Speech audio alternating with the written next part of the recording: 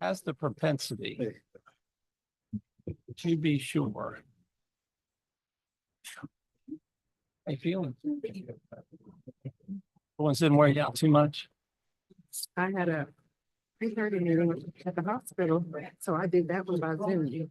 Oh my, Make it Today? easier for these two, yes. God bless you. How are you? A lot. Good. I'm back in the groove a little bit. Where's the jerky from? Like that? Yeah. You don't want some right now, I'll tell you that. It's Spicy. pretty jerky. I need a little salt. Bottle. Before it got I'm lucky on that. I just, Good evening, ladies and gentlemen. Welcome to the Lexington City Council meeting. My name is Frank Friedman. I'm the mayor of Lexington and council here with us tonight. Before I call the meeting to order, want to provide some guidelines for addressing city council for our public hearings and citizens' remarks this evening. Public comments are always welcome, and I invite you to sign up if you wish to speak tonight. We have sign-up sheets over here for the various topics. I will recognize those signed up during citizens' remarks section of the council's agenda. During this agenda item, I will ask that these guidelines be followed for citizens' remarks as well as for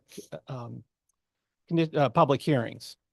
Once recognized to speak, please come forward, stand at the podium, and for the record, state your name and if you are a resident of Lexington, Virginia.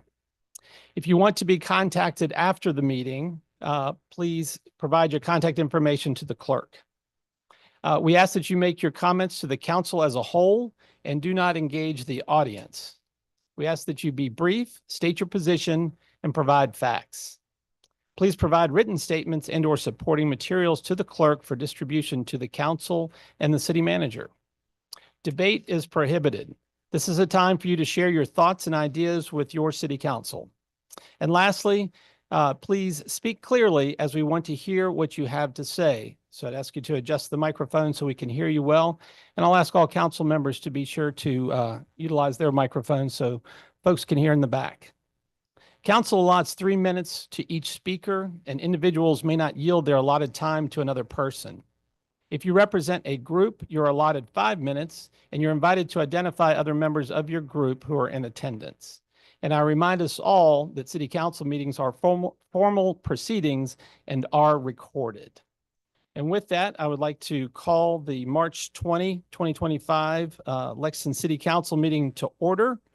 And the first order of business, if you all will please stand and join me in the Pledge of Allegiance.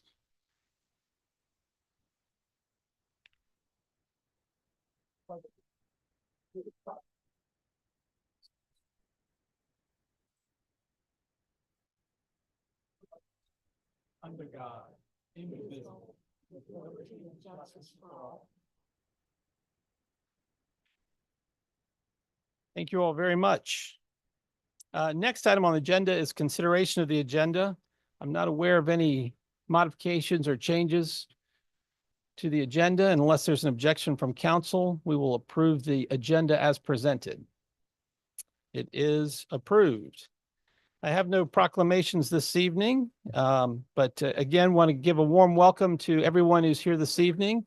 It's exciting to have citizen engagement for topics and also to have Professor Coddington's class here to report. And as I mentioned to you earlier, we are all available for you if you have questions. Our information is on the website, so you can feel free to email the city manager, staff, and or council members if you need assistance, and I hope that you get a good grade.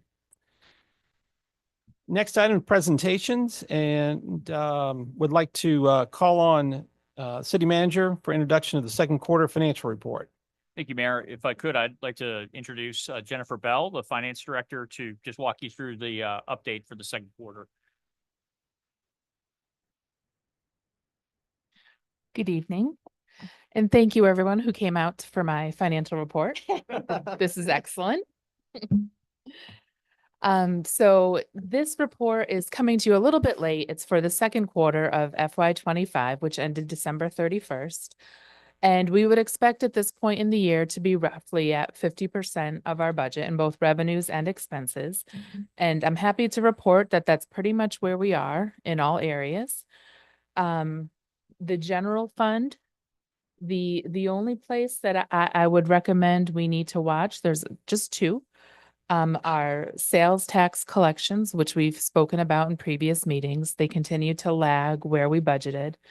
And our CSA and VPA expenses continue to be ahead of where we budgeted. But we are taking both of those items under advisement to plan better for FY26. As for the school board, we met earlier and we learned about the budget for next year with the superintendent. And their current year is really tracking and going as planned, and they're actually spending a little bit under budget. So they may end up with a surplus. The utility fund is tracking very close to budget overall. However, it does appear that we're likely to miss our revenue projections for FY25 as it stands right now. But as you know, we recently signed the master meter agreements with VMI and WNL. So once those are implemented, which I think is April, it's likely that we'll either end up meeting budget or come very close with that additional revenue. And in our equipment replacement fund, everything has been ordered that was approved. We do continue to have a few long lead time items, which are the bucket truck for Public Works, which we hope to get in July of this year. The ambulance that we ordered a couple of years ago, we are hoping to receive this summer. And then lastly, the new street sweeper, which should be here in May if things go to plan. I'm not requesting any budget amendments yet. I do think that the general fund will end up with a surplus, so we can likely cover any overages in other areas. But I will save that for the fourth quarter unless anything drastic happens. So tonight I'm just here for information and happy to answer any questions. Members of council have any questions for the finance director? Hearing none. Jen, thank you. Thank you. With such a large crowd to hear your report, I'm excited, and I'm sure you inspire them all to go out Yes. and help with our sales and meals tax. Will there be applause? Yeah. Thank you, ma'am. Next, would like to call on Chief Green for updates from Lexington Police Department. Welcome, Chief. Good evening, Mayor, members of City Council, and City Manager. Tonight, I am excited to be here and introduce our expanded detective division that has expanded from used to be a single detective to now a dynamic unit of 3 individuals standing behind me. This capability of having 3 detectives will enhance our ability to serve and protect our community even better. So first, I want to highlight Detective Sergeant Jessica Burks. She is our new detective as part of the grant-funded position. So she is focused on domestic violence, intimate partner violence, and has spearheaded the regional creation of a lethality assessment program in partnership with Project Horizon. This is going to be essential for not only preventing violence, but also connecting individuals with intervention to hopefully get them out of a bad situation.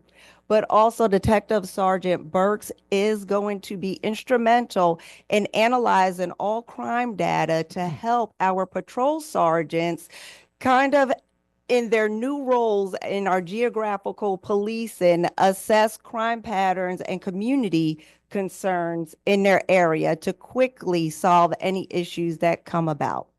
Then we'll have Detective Lewis behind me, who used to be our single detective that handled all investigations alone.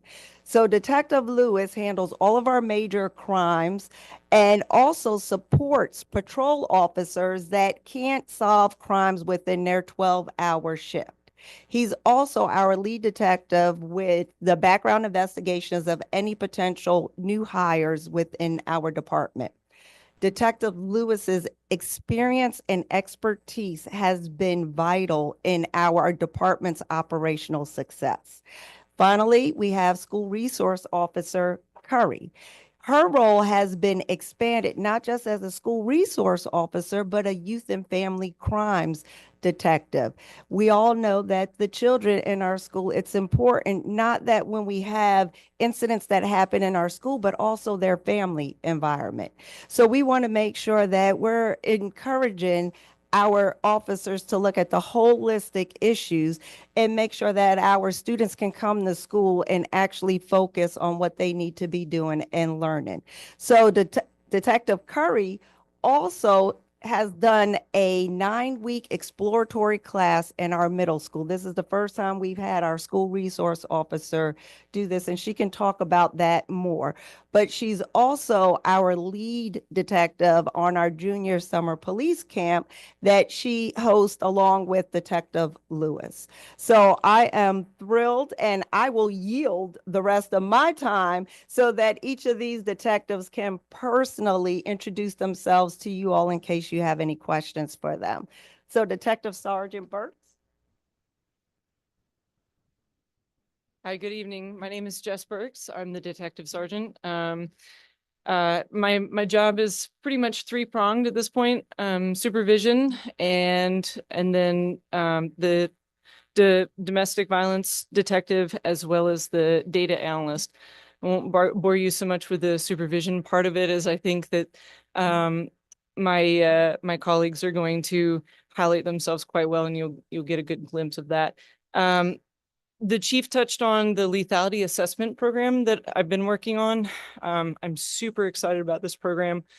I've gotten regional, our law enforcement agencies to buy in regionally. So the Rockbridge County Sheriff's Office and Buena Vista Police Department are partnering with us and Project Horizon to better serve people with who are survivors of intimate violence.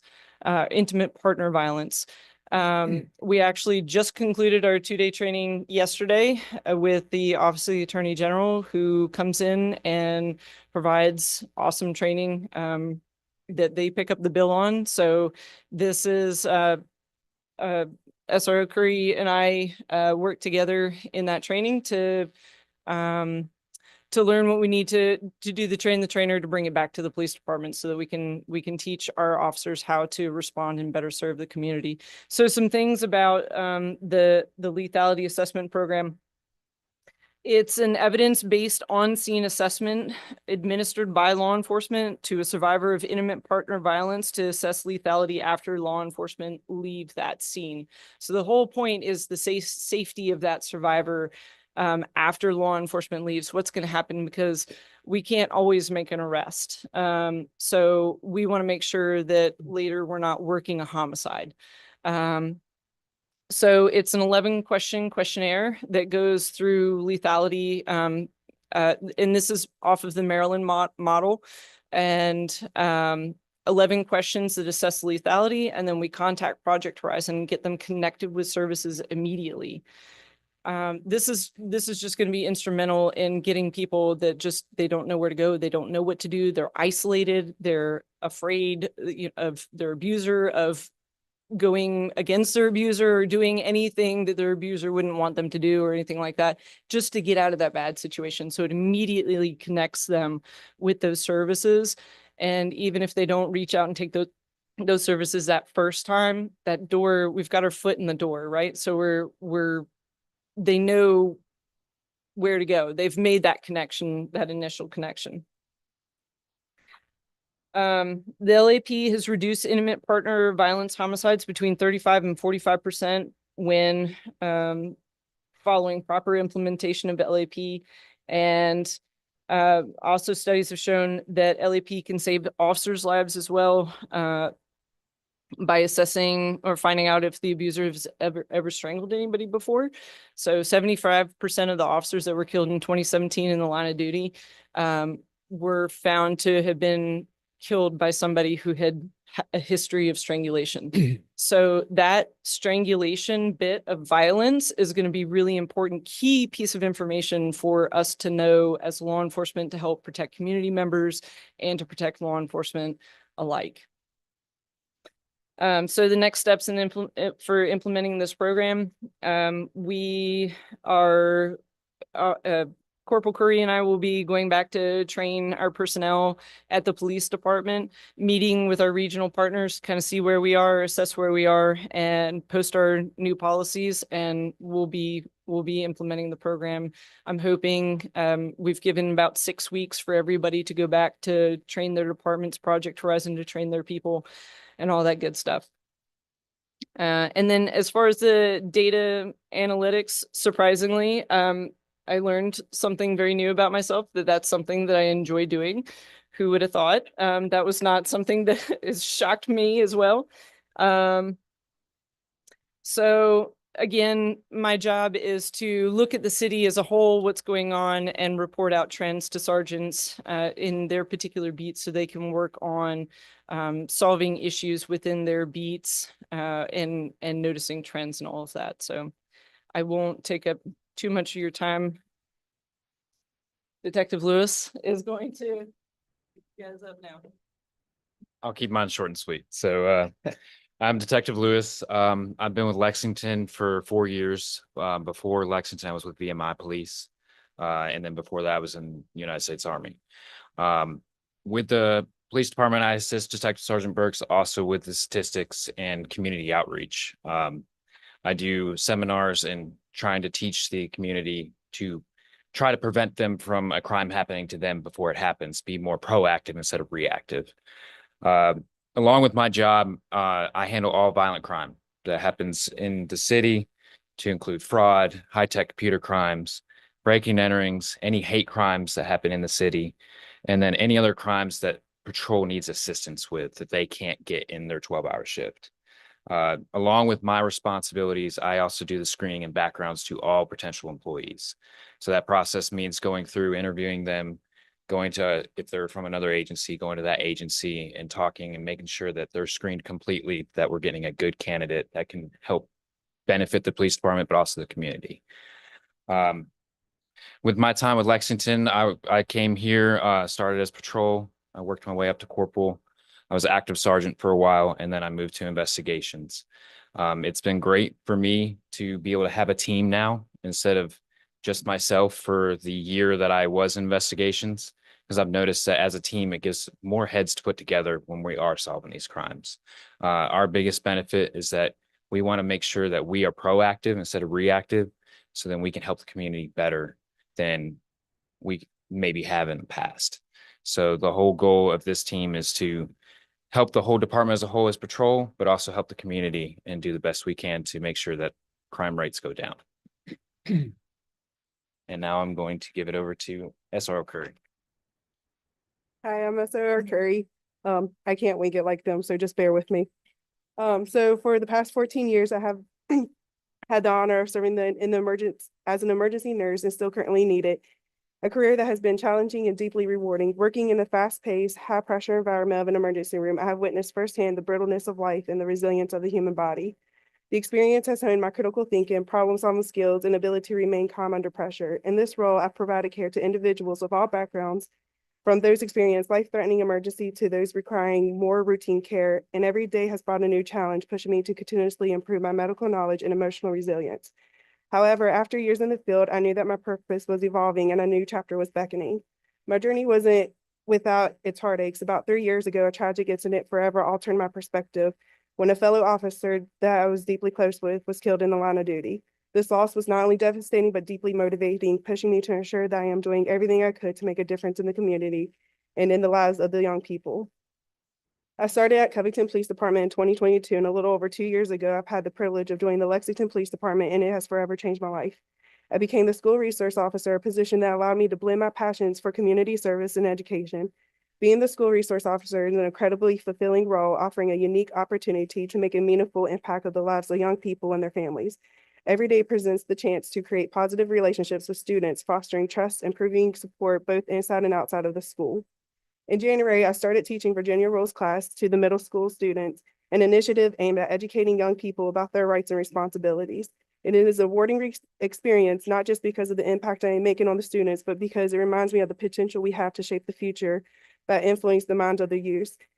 In that time, I was able to get 7 of the 15 participants to successfully pass and get certified in their CPR certification. As I continue to work with the youth in the community, my role expands beyond the classroom. I became the leader of the Junior Police Summer Camp, and I've had the privilege to lead the camp this year, and it is evolving into something much bigger than I could ever imagine. The camp, which initially started with just a handful of participants, began to grow in its popularity and scope. Every year, more kids signed up, eager to learn about law enforcement, personal responsibility, and teamwork. What started as a small summer program turned into a well-organized event that is making a real difference in the lives of the children in the community. This year, we are able to split the weeks into 3 different age groups and are able to tailor the activities of the specific age group and make it more enjoyable and age appropriate for the children. Another most rewarding initiative I spearheaded was Operation Blue Elf, a program designed to give back to children in need during the holiday season. In its first year, 25 children were selected to participate with the help of the guidance counselors at both Libram Downing Middle and Waddell Elementary, and the results were heartwarming. We provided not only a hot breakfast and a lunch, but also the opportunity for each child to go shopping at Kohl's for clothing, shoes, and a gift they weren't expecting. The joy and gratitude on their faces as they picked out their own necessities was priceless. This program, which I know will continue to grow each year, represents everything I stand for serving the community and providing for those who need it the most. Beyond the community outreach programs, I have had the privilege of working alongside the detective unit, specifically in the role of the youth and family crimes detective. This role allows me to handle cases that directly impact children and families, a responsibility I take very seriously, whether it's investigating allegations of abuse or working to support a child through a traumatic experience. I feel deeply committed to ensure justice being served while also providing support for the victims. One of my highlights of my career has been working alongside exceptional individuals like Detective Lewis and Detective Sergeant Burks in the Lexington Police Department. Their expertise, leadership, and commitment to the community have made our team stronger and more effective in handling complex cases. Together, we bring a collaborative and thoughtful approach of solving crimes, and their guidance and teamwork are invaluable, making each day on the job a rewarding experience. Throughout my career, I have been fortunate enough to serve in roles that allow me to make a meaningful impact, whether it's an emergency nurse, a police officer, a school resource officer, or a detective. Each step of my journey has built upon the last, and I have learned invaluable lessons along the way, from the tragic loss of a close friend to rewarding experience of teaching, leading summer camps, and starting community initiatives. My journey has been one of the service, growth, and unwavering dedication to make my community a better place. Thank you. As you can see, you have an exceptional, well-rounded, intelligent, knowledgeable, dedicated detective division that are here to serve you guys and prevent crimes. But if a crime happens, believe me, they are relentless in pursuing the suspects, developing suspects, and ensuring successful prosecution. So I will leave it if you all have any questions for them. Members of council, Mr. Betts. When there's a domestic abuse violation, even if somebody's not arrested, are people able to get resources about what they can potentially do? Is that something y'all talk to them about? Oh, absolutely. So if you want to take that. Yes, every domestic violence call we go on, we provide information. We try to get them connected with Project Horizon immediately. Project Horizon is such an immense resource in our community, and that's where the majority of our resources kind of sit, especially with somebody in an emergency type situation. So yes, they are provided with resources. They're provided with information for CSB, court information. Project Horizon has a legal advocate as well, so it will help them guide them through court process. And sometimes people just don't feel comfortable working with police officers, and that's okay. And we're totally fine with working in the background while somebody, a friendly face, an advocate, a legal advocate is guiding them through the process and all that. So yes, they're provided with all that information every call. I know a year ago, before I guess the program started, there was a large spike in domestic violence crimes. Has it leveled off any? Or has it come down some, or is it still rising? It's I would say that right now we're looking at it's leveling off, and we're starting to see a little bit of a downward trend. I don't know what where it's going to go from there, but yes, we are starting to see an impact. Thank you. Absolutely. Thank you. As the fourth safest city in the Commonwealth, wish there was less work for you to do, but thankful for the work that you all do and appreciate you being here. If students had questions about some of the statistics that you all have accumulated, what's the best way for them to either access those online or find out some of that information? So we do post those statistics online, but they can call us because routinely we do reports or give interviews. So I believe Sergeant Burks is lined up with a reporter to actually talk about some recent thefts that have occurred, but they call us all the time, email us or contact us, and we freely give out any statistics or interviews. Fantastic. Thank you. Thank you. Appreciate you all being with us this evening, and thank you for keeping our streets and neighborhoods and communities safe.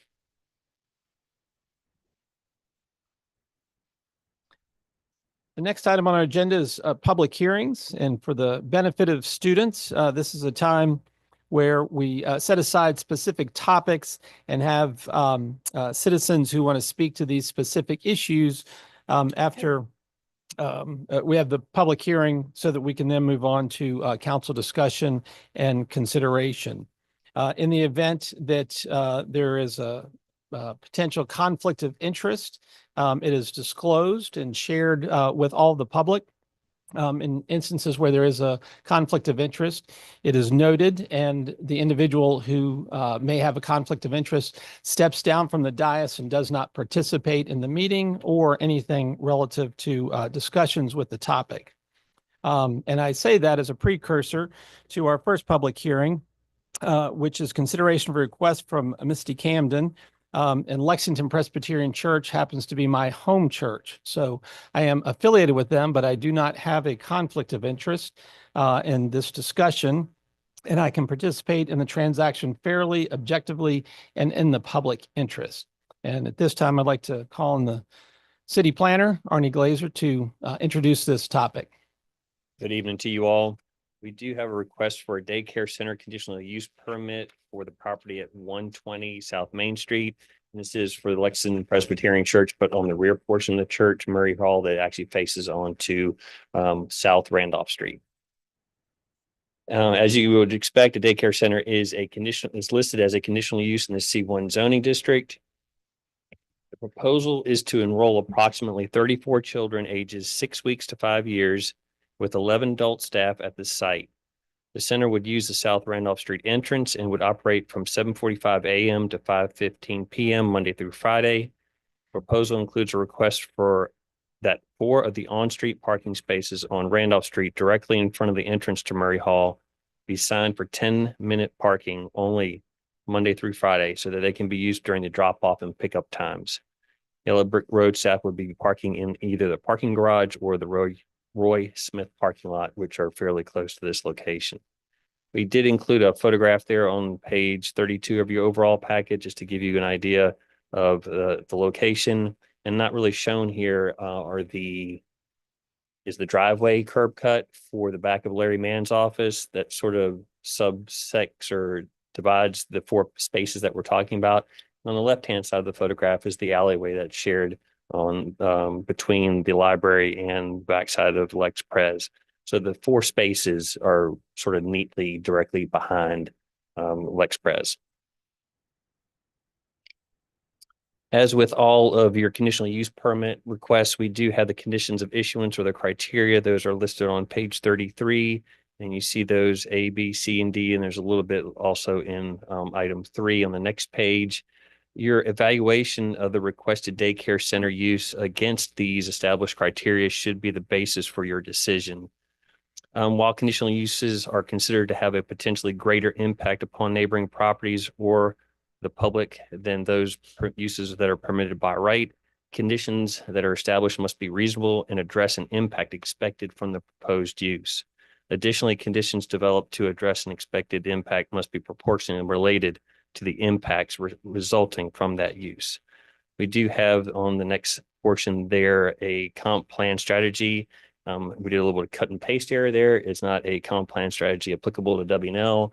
Obviously, that was the one that we had pulled from beforehand. But there is an local economy strategy 1.2 that says encourage the development of safe, affordable, quality childcare. We did reach out to a number of staff from the city, including Public Works. And we have those comments for you there. Planning staff is supportive of the daycare center as proposed because of that specific strategy that I just read in LE 1.2 that encourages the development of safe, affordable, quality childcare, and because a strategic plan also contains a goal to increase the availability of full-time affordable daycare. The only expected impact that I can at least determine would probably be from the parking. And the applicant requested that those 4 spaces that I've already mentioned would be changed from the current 2-hour only, or the 2-hour limitation, to 10-minute only for all 4 spaces. Staff is making a recommendation that you consider that those 4 spaces only be limited to 10 minutes during the drop-off pickup times, and then the rest of the day they remain at the 2-hour limitation. That might be a little bit wonky to figure out on the signage, but we'll figure that out. During the planning commission recommendation, actually, I should go through the conditions first. So on page 35, we have 4 staff recommended conditions. I'll read those quickly into the record. The first one is the proposed daycare center shall be occupied and used by a maximum of 34 students at any one time. However, in no case shall the number of students be allowed to exceed the maximum occupancy or limits established by all applicable state and local building codes. And please ask questions as I'm going through this. Number 2, the daycare center shall operate primarily between 7:45 and 5:15 with only occasional activities outside of those hours. And 3, building will at all times be used in full conformance with the current adopted Virginia Unified Statewide Building Code and the current adopted Virginia Statewide Fire Protection Code.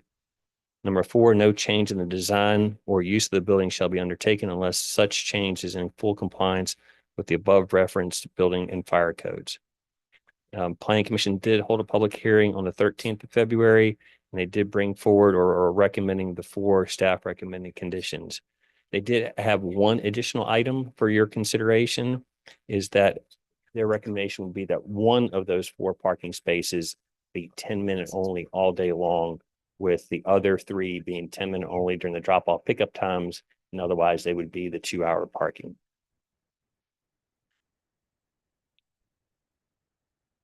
We do have an excerpt from the Planning Commission minutes beginning on page 36 in case those are helpful to you.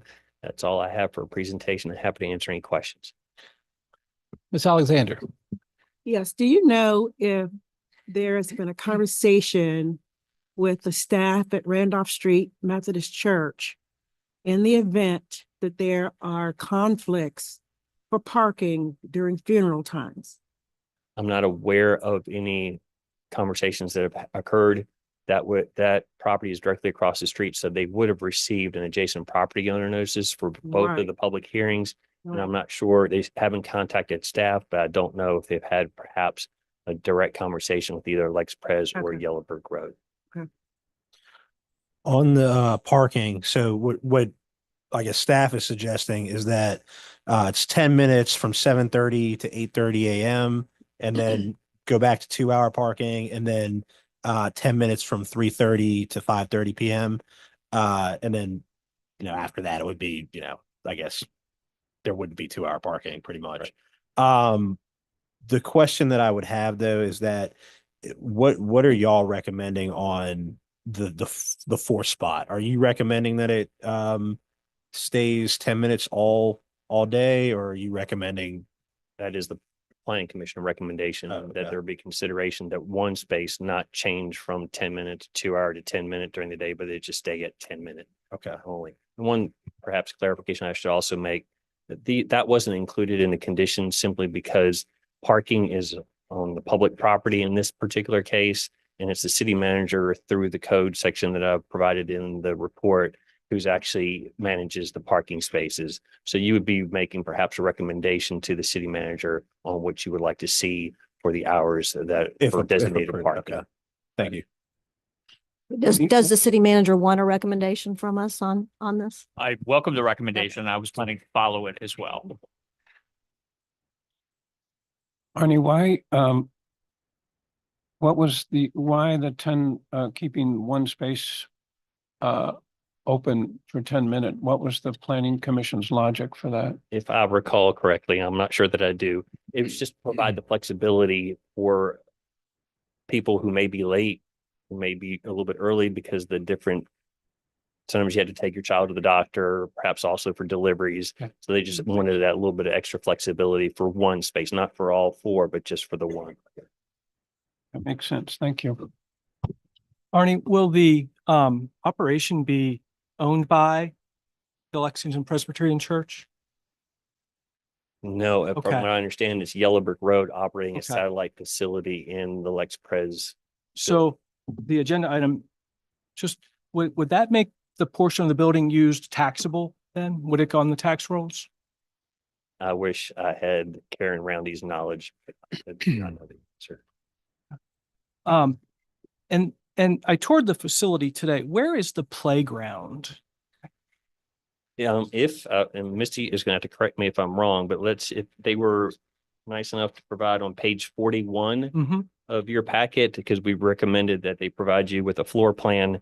There's an open area, and if you're looking at it on the left-hand portion, Yes. it's actually an enclosed courtyard space. So that's actually outside. It does not have a roof over it, and I believe that is their Okay. play area. And then okay.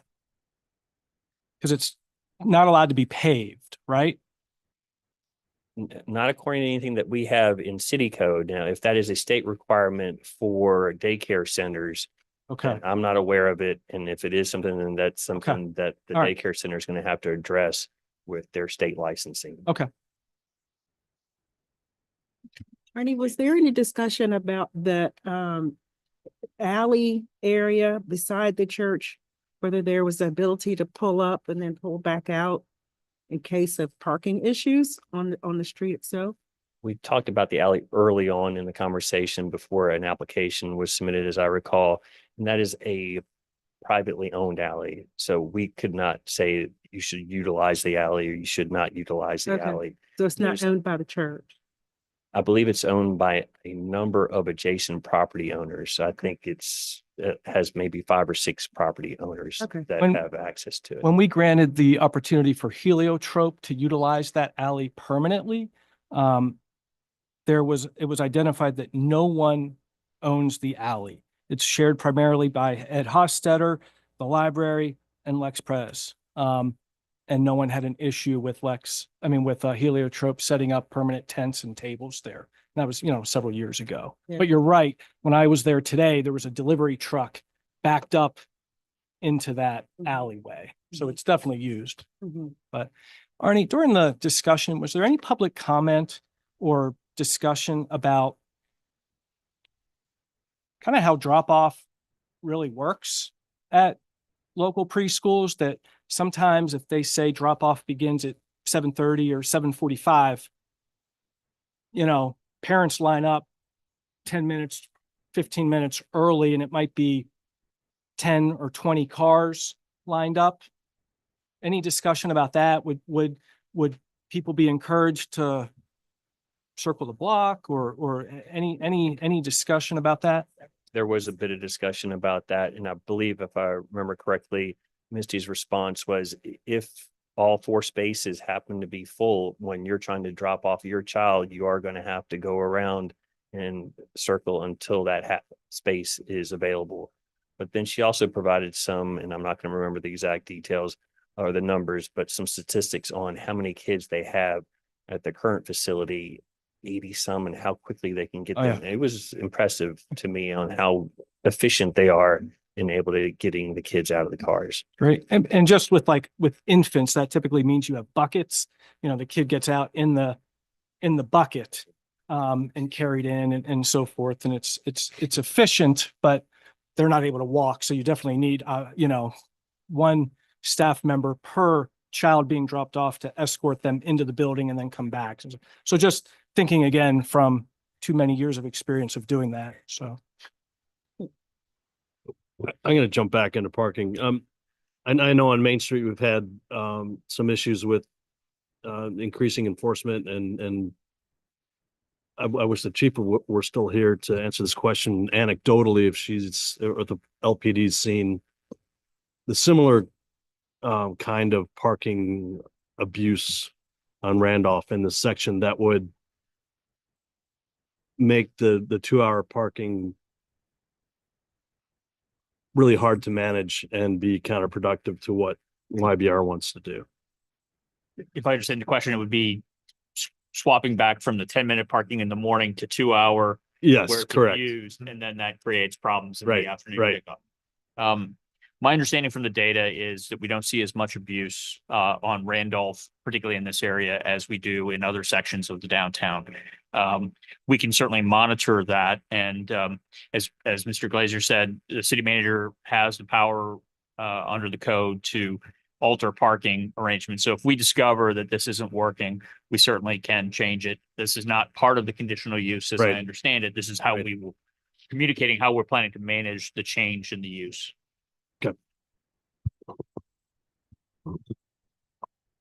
Jeremy looked like he was going to say something about David's tax question earlier. I was just going to note that typically when an entity that is exempt from real estate taxes leases space to an entity that is subject to real estate taxes, then that space would be subject to taxation. The commissioner has to come up with a mechanism for determining that value, square footage, or maybe some combination of square footage and time occupied by the particular use, but it would become taxable space typically. Any other questions for the planning director? Not a question, but Arnie, thank you for mentioning where the staff will be parking. Very good. At this time, I'd like to open the public hearing and invite anyone who would like to speak to this topic. Tom, if you can check. Have anybody signed up?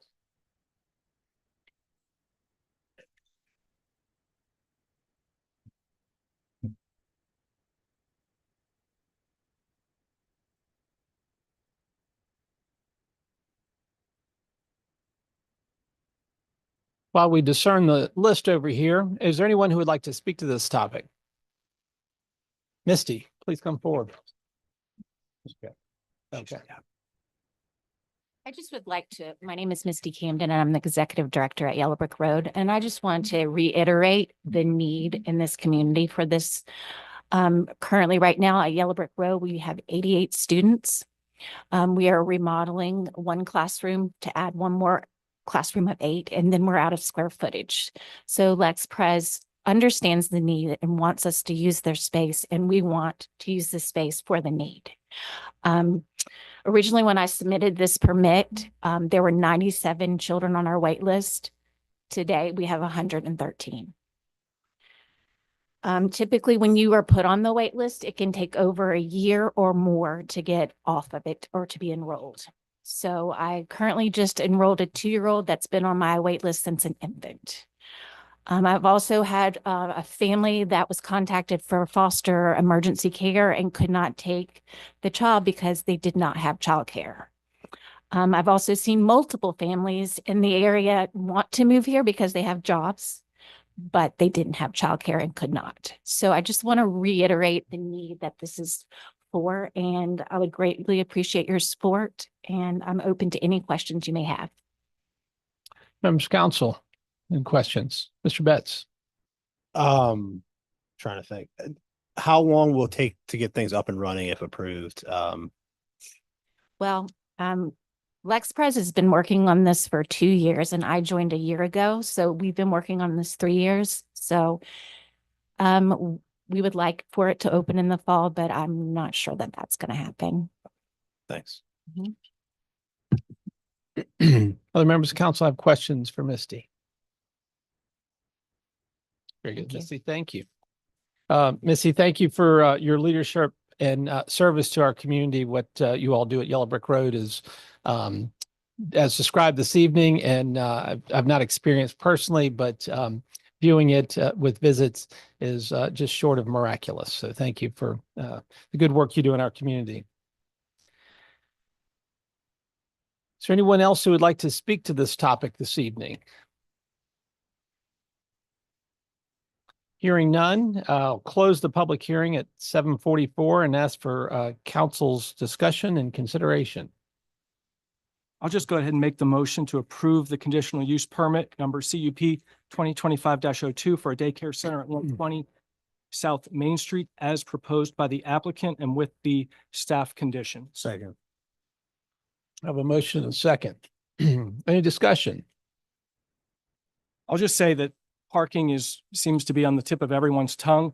And you're right, the city will control the parking that's ultimately on Randolph Street. And that, you know, Tom, as you work through the needs of that street and the community, listen to the needs of the businesses and the library and obviously the daycare. But I think what we have to realize is in a perfect world, every parent will be able to pull up and the child will be on the passenger side and be able to get out onto the sidewalk, or the staff member will be able to get them out on the sidewalk. But the fact is, at 7:30, 7:45 in the morning, some kids might have to get out on the driver's side, and everyone in Lexington is dropping their cars off at H&J Tire at that time. And I do that. Just so that could be a really high traffic area and we want it to be safe. So please take that into, we might have to have 15 miles an hour, a school zone like we do at Waddell, and be able to enforce that at that location, even though it's a traffic light situation. But just can't have people dodging cars. That's all I think about in that area with a lot of kids getting dropped off. Yeah, I don't think the need for childcare is our issue as far as deciding this. This is a no-brainer. You decide that we need childcare. And the only thing that we're concerned about really is making sure that the children and the parents are safe. Yeah. Thanks to your board. Thanks to Lexington Press. Thanks for coming forward. It's a priority of obviously the city, Univista, Rockbridge County. We all have identified the problem. We all don't know how government can solve it, to be quite honest. And we're glad that you are helping to solve it. It's huge. So thank you. Let's take a vote. Ask for a roll call vote. Mr. Driscoll. Aye. Mr. Ziegler. Aye. Mr. Betts. Aye. Ms. Strawn. Aye. Mr. Smith. Aye. Ms. Alexander. Aye, 10 times. Motion carries unanimously, and it's just another step in the journey towards getting there. But I've long been a proponent of neighbors working together can achieve amazing things. So look forward to the terrific use of this property and the support of our businesses and families in our community. So good luck and best wishes. Next item on the agenda, public hearing consideration to allow portions of the grand building at 1 South Main Street. And I will acknowledge that some of my council colleagues have statements to make. I guess I'll start. In accordance with Virginia Code 2.2-3112A and B and 2.2-3115H, I declare I have a personal interest in the city of Lexington's, City Council consideration of conditional use permit 2025-03 because of my spouse's employment with Washington Lee University 204 West Washington Street, Lexington, Virginia 24450. Washington and Lee University has a leasehold interest in the property that is the subject of the conditional use permit application, which is identified as tax map number 23-1-70. I am not disqualified from participating in this transaction because I am a member of a group of 3 or more who are affected by the transaction, and I can participate in the transaction fairly, objectively, and in the public interest.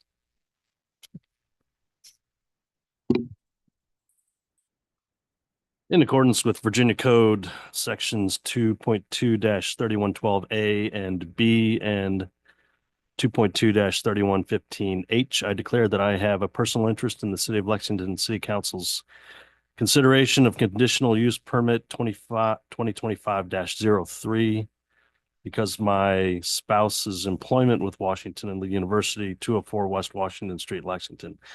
Washington University has a leasehold interest in the property that is subject of the conditional use permit application, which is located at 1 through 9 South Main Street and further identified as TM tax map number 23-1-70. I am not disqualified from participating in this transaction because I'm a member of a group of 3 or more who are affected by the transaction, and I can participate in the transaction fairly, objectively, and in the public interest. In accordance with Virginia Code subsection 2.2-3112A and B and 2.23115H, I declare that I have a personal interest in the City of Lexington City Council's consideration of conditional use permit 2025-03 because of my wife's employment with Washington Lee University. Washington Lee has a leasehold in the property that is subject of the conditional use permit application, which is identified as tax map 23-170. I am not disqualified from participating in this transaction because I am a member of a group of 3 or more who are affected by the transaction, and I can participate in the transaction fairly, objectively, and in the public interest. Thank you all. And I will remind everyone in the event, I should have done this prior to the earlier public hearing, my apologies. But remind everyone who may have come in after the meeting started that the following guidelines be followed. Once recognized to speak, please come forward, stand at the podium, and for the record, state your name and if you're a resident of Lexington, Virginia. If you want to be contacted after this meeting, please provide your contact information to the clerk. Please make your comments to the council as a whole and do not engage the audience. Please be brief, state your position, and provide facts. Please provide written statements and/or supporting materials to the clerk for distribution to the council and the city manager. Debate is prohibited. This is a time for you to share your thoughts and ideas with your city council. And lastly, please speak clearly as we want to hear what you have to say. Each member or speaker is allotted 3 minutes. I do have a 2-minute and 30-second warning to keep us on track, and I'll be keeping the clock that will begin after you begin comments. And if you represent a group, you're allotted 5 minutes, and you're invited to identify the members of your group who are in attendance. And with that, we'll call on the city planner to introduce this next item. Good evening again. This conditional use permit request for 1 through 9 South Main Streets is a request to use portions of the building for an educational facility, college, university use. The educational facility, college, university use is a conditional use in the C1 zoning district. Definition of the educational facility, college, university use is provided on top of page 45 of your overall packet for reference. It's my determination that the copy center proposed for the basement and the administrative offices proposed in the upper rear portion of the building meet the administrative facilities portion of the educational facility, college, university use definition. And a conditional use permit is therefore required for these 2 proposed uses in the former Grants building. Page 56 of your overall packet includes an axonomic diagram showing the 2 retail spaces in green fronting on Main Street and 1 additional retail space in green along Washington Street that will be a new retail storefront. The areas in blue on that diagram indicate the 2 portions of the building proposed to be utilized for the requested educational facility, college, university use. The first space is largely below grade and located below the 2 retail spaces fronting on Main Street. In other words, that is below where Ladles and Linens and the Shenandoah Attic retail spaces are now. The second space is behind the 2 retail spaces that I just mentioned and above the proposed retail space that will be cut in on the Washington Street side. Both of these spaces will be accessed from the rear of the building, and neither will have street level access from either Main or Washington Streets. The criteria for the issuance of conditional use permit are included on page 46 of your packet, and staff believes the request meets all 5 criteria. I would encourage you to refer to those criteria when making your decision on this request. While conditional uses are considered to have a potentially greater impact upon neighboring properties or the public than those uses permitted by right, conditions must be reasonable and address the impact expected from the proposed use. Additionally, conditions developed to address an expected impact must be proportionally related to the impacts resulting from the use. There are two staff recommended conditions on page 47 of your packet. The first one is that only the basement level below the Main Street storefronts and that portion of the building behind the Main Street storefronts and above the Washington Street storefront may be utilized for administrative facilities related to the educational facility, college, university use. And I have to admit that we made one mistake. There was a parenthetical added to that, the planning commission, that we did not include in your packet. So with that, I will read what the planning commission recommendation is, and which is included on page 51. When we did the excerpt of the planning commission minutes, you'll see that language there. But the recommendation from the planning commission is that number one read as follows: that only the basement level below the Main Street storefronts and that portion of the building behind the Main Street storefronts and above the Washington Street storefront, as represented in the economic metric diagram provided by the applicant, close parens, may be utilized for administrative facilities related to the educational, college, university use. Second recommended condition from both staff and planning commission, that the storefronts facing Main Street and Washington Street are not subject to this conditional use permit. And please let me know if you have any questions. Our planning commission held a public hearing on the 27th of February, and the recommendation for approval was made with one other recommended condition, and which is as follows: that this conditional use permit shall remain in effect only as long as the property remains on the tax rolls. Are there any questions about the recommended conditions? Could you go over what you said was omitted in the? It's probably easier if you wanted to see it on page 51 of your packet. Okay. And I would suggest if you go to the middle portion there where the I, as an example, which is the first condition, but then it has that parenthetical in the middle of that condition roughly. Okay. So that's the language that I tried to read in, but that's where it's actually included Thank in you. your packet, if that's helpful. That is, thank you. The other question I had was just related to, since we talked about signage with the other CUP, that's may impact this, not me, so I think it's related. Would it be possible for the city to put on Main Street more signs about where free parking is? To potentially spread out parking, and for people that may be tourists or not familiar with the area to learn about where there is other parking. Is that something that could potentially be done by the We city? do have a parking signage czar who could make those determinations where the additional parking signs can go. Yes. Thanks. The planning commission motion with the three conditions carried with a 5-1 vote. The minutes are included in your packet, and you will notice that there were 7 speakers who provided comments to the planning commission. During your discussion, I would also ask that you consider the following. You are asked to evaluate the proposal presented by the applicant in accordance with the zoning ordinance provisions and in accordance with the guidelines provided in your comprehensive plan. Please follow the criteria for evaluating conditional use permits on page 46 for the requested CUP, as you do for all conditional use permit requests. It may also help to guide your discussion if you consider each of the 5 criteria individually, as the planning commission did. Your evaluation of the requested uses against these established criteria should be the basis for your decision. Stating preferences for uses other than the requested educational facility use may be unhelpful unless there is specific support for those other uses in the zoning ordinance or in the comprehensive plan. Please focus on the use and not the user. Assessing the impacts of a WNL related office use, for example, should be no different than assessing impacts from any other office use type. C1 zoning district does not require off-street parking spaces be provided, and the subject parcel should be treated similarly to all other parcels in the C1 zoning district. And finally, I'll just read quickly the 2 strategies in your comprehensive plan that are directly related to WNL.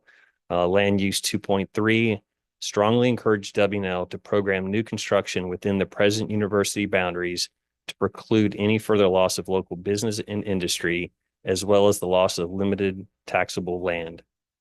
Land use 5.5, continue communication and coordination with WNL and VMI leadership to maintain Lexington's engagement in physical and programmatic additions to these institutions of higher learning.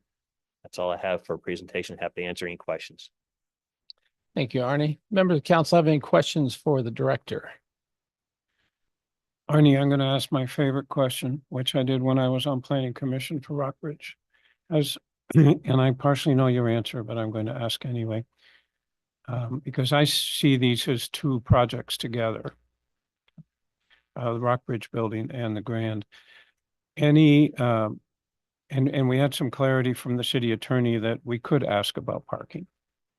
So, and we use the term you use, which is a parking management plan. So we're happy to ask the applicant, but I'm also asking if you've had that discussion with the applicant for this specific, for the Grand building. I believe in the lead up to even filing the application, there was a discussion where we consider, because there's a little bit of land that the applicant still owns directly behind the building that will not be built on. So if there was some possibility for potentially having the copy center vehicles, because I believe there are a few, could they potentially park there? And I cannot recall what the response was, but there's not a specific parking management plan provided. That's what I recollect from a conversation before the application was even submitted. Thank you. Arnie, I understand that the ARB approved parts of the design after the planning commission evaluated it. But when you think about the ARB kind of approving the concept, maybe not the exact design just yet, but the concept of an additional retail location on Washington Street. You cited two of our comp plan strategies pertaining to W&L, but do you feel that there could be other comprehensive plan strategies to the greater project, again, in totality? For example, the fact that when you consider the spine that takes folks from Main Street to the McCrum's lot and also provides access to multiple levels of these projects, do you feel that land use strategy 1.1, improve ADA, pedestrian, bicycle access, connectivity, that strategy?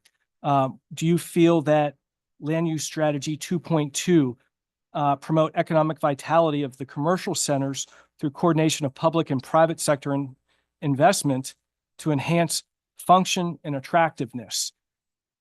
Just wondering if you consider any of these strategies of the comp plan. And then if you would consider,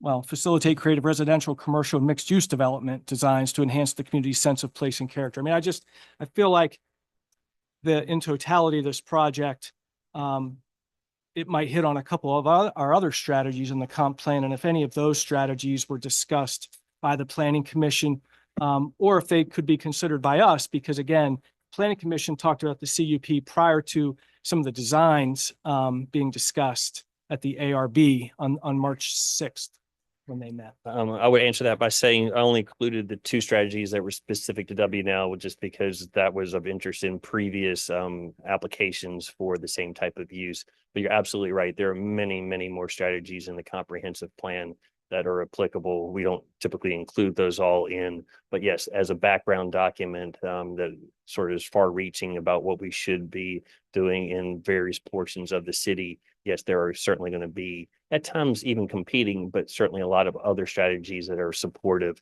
of the particular project. Yes. Thank you, sir. Any other questions from council at this time? Always reserve the right to call staff back up. Mr. Adamson, as applicant, do you want to make any comments or invite you to speak now, and you have an opportunity later as well? Thank you. John Adamson, applicant. Thank you, Mr. Mayor. Ladies and gentlemen of the council, thank you for your time and for your service. Given the time, I won't belabor any points, but I would just like to remind and highlight that the spaces that we're really talking about are really basement spaces and above and behind.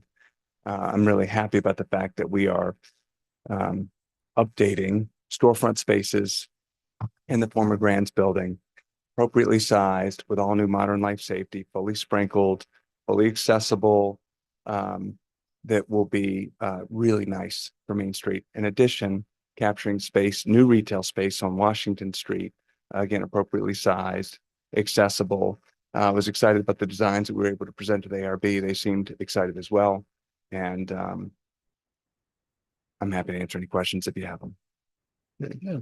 Do you expect the usage, if this were to approve, to be the same, similar, or a higher density usage than when Grands was there? I would view it to be very similar. Now you're gonna have three separate retails in three separate areas with all of the products coming in and out of their front doors, whatever they are, Washington or Main Street. So I would hope that it would be more, which is maybe not the answer you're asking, because that would mean those stores would be busy. But as far as a practical standpoint, based on the square footage, I'm hoping it would be a neutral use. What about with the office part specifically? What are your thoughts on that? If undetermined at this point, right? As far as that above and behind space, the lower space, we are proposing the copy center, which would be limited staff as that space may be. Think Kinko's is an example. But the above and behind, there's no access from Main Street or Washington Street, and all likelihood, right? There's the spine connection, but most of that traffic would come in from the back of the building and from Crumb's lot. So just jumping ahead, the one really nice thing about the particular user for this is there are plenty of parking spaces on campus. And so if these functions were on campus somewhere, they would park in a campus parking lot and walk to that facility. In this case, we have, if it was AAA insurance company that was having office space, they wouldn't have private space nearby that they could use. They would be using McCrum's lot, the courthouse lot, some of these other lots. So I believe it is our intention and our desire to encourage all occupants, university employed of these spaces to utilize campus parking resources and come into the building. So in that instance, if the spirit of the question is parking, I would hope this would be a less intensive use, is my sincere hope. Thank you. Ms. Alexander. A couple of years ago, after, excuse me, after Grants closed, and I guess you acquired the building, there was a community gathering at the building to hash around what were the potential uses for the building. And people had an opportunity to express, their desires for what they thought needed to go there. And I think part of that had to do with a lot of people envisioning like an indoor type mall. Because of that not happening or nothing like that happening at all, did you find that structurally that was not possible, or there ADA type reasons that was not possible, that caused you to go to this type of decision with the structure? Over 26 years, I've done lots of projects. This has been the most complex from a life safety accessibility process. I mean, not exaggerating, there are probably 8 different levels within the building, split levels for the primary, and then the old storefronts that were at various levels that you may or may not recall from when it was Grands. So because of where the access points are from the sidewalk of Main Street falls downhill, south to north, and in the old under the roof covering when it was Adair Hutton, when it was rebuilt after the fire, all that cast in place concrete was essentially turned into the storefronts. So the storefronts could be elevated. So if you look at the front of the building, the glass is off the sidewalk. So in order to go through that at sidewalk level, you would be bisecting space. If that makes any sense. So there was no economically feasible way to create the connection points within the building in any sort of model that made any sense whatsoever, we would have been looking at almost raising the building in order to accomplish that sort of objective. Any other questions? I think in totality, the building is about 30,000 square feet. Probably closer to 20 plus or 20? minus, but Okay. yes, sir. How large, when you talk about right sizing a retail space, I mean, what does that mean? So some of that was driven by the design of the building. So we talked about there being multiple levels, and I think everybody here is pretty familiar with the building. So in short, you come in off Main Street, and then you go up half a level to the back space, but it's maybe 7 steps plus or minus. Or you can go down maybe 12 steps and be in a basement level, and then you can go down another 6 steps plus or minus and be in a sub basement. So right sizing was maximizing the space from Main Street all the way back to the step up, and then essentially splitting it in half based on where we could get access off of the sidewalk. So, don't hold me to the exact square footage, but the spine connection was cut through. And again, this is painful detail, so forgive me, but the spine connection was cut through because putting the bathrooms and elevator function and modern life safety stairs, putting that in a historic structure like the Rockbridge building, I thought was a little bit of a crime. So being able to put that in modern construction that no one was really concerned about was sensible to me. And so that was the reasoning for that. The reason we didn't keep it in one rectangular panel and it sort of steps over one storefront is because there's an existing stair from when it was at Air Hutton. And if you stare at the front of the building, there's a little pop-up and it's the stair to nowhere. So if you've ever been in that stairwell, it goes up half a flight of stairs to a landing and you don't go anywhere. I didn't understand it, but now I've come to understand that that was tying in essentially with the street level. But when you're in a dark space, having gone around 4 different levels to get there, it wasn't as clear. Now it is. So the opening and connection point, especially with meeting the sidewalk, made sense to take the first storefront window, which then goes in around behind the stairs and then stays as efficiently as we can straight to the back of the building. I'm not totally sure I answered the question, but that's what I tried to do. Well, you're trying to avoid the step up the 7 stairs in the back. I kind of understand you're dealing with 5 different levels in the grand building. And then, as I recall from the ARB meeting, you talked about the Washington Street side and how a little bit restricted also on, well, not restricted, but constrained on how large that could also be, looking for the right angle to enter on the Washington Street side, because there we have another sloping sidewalk.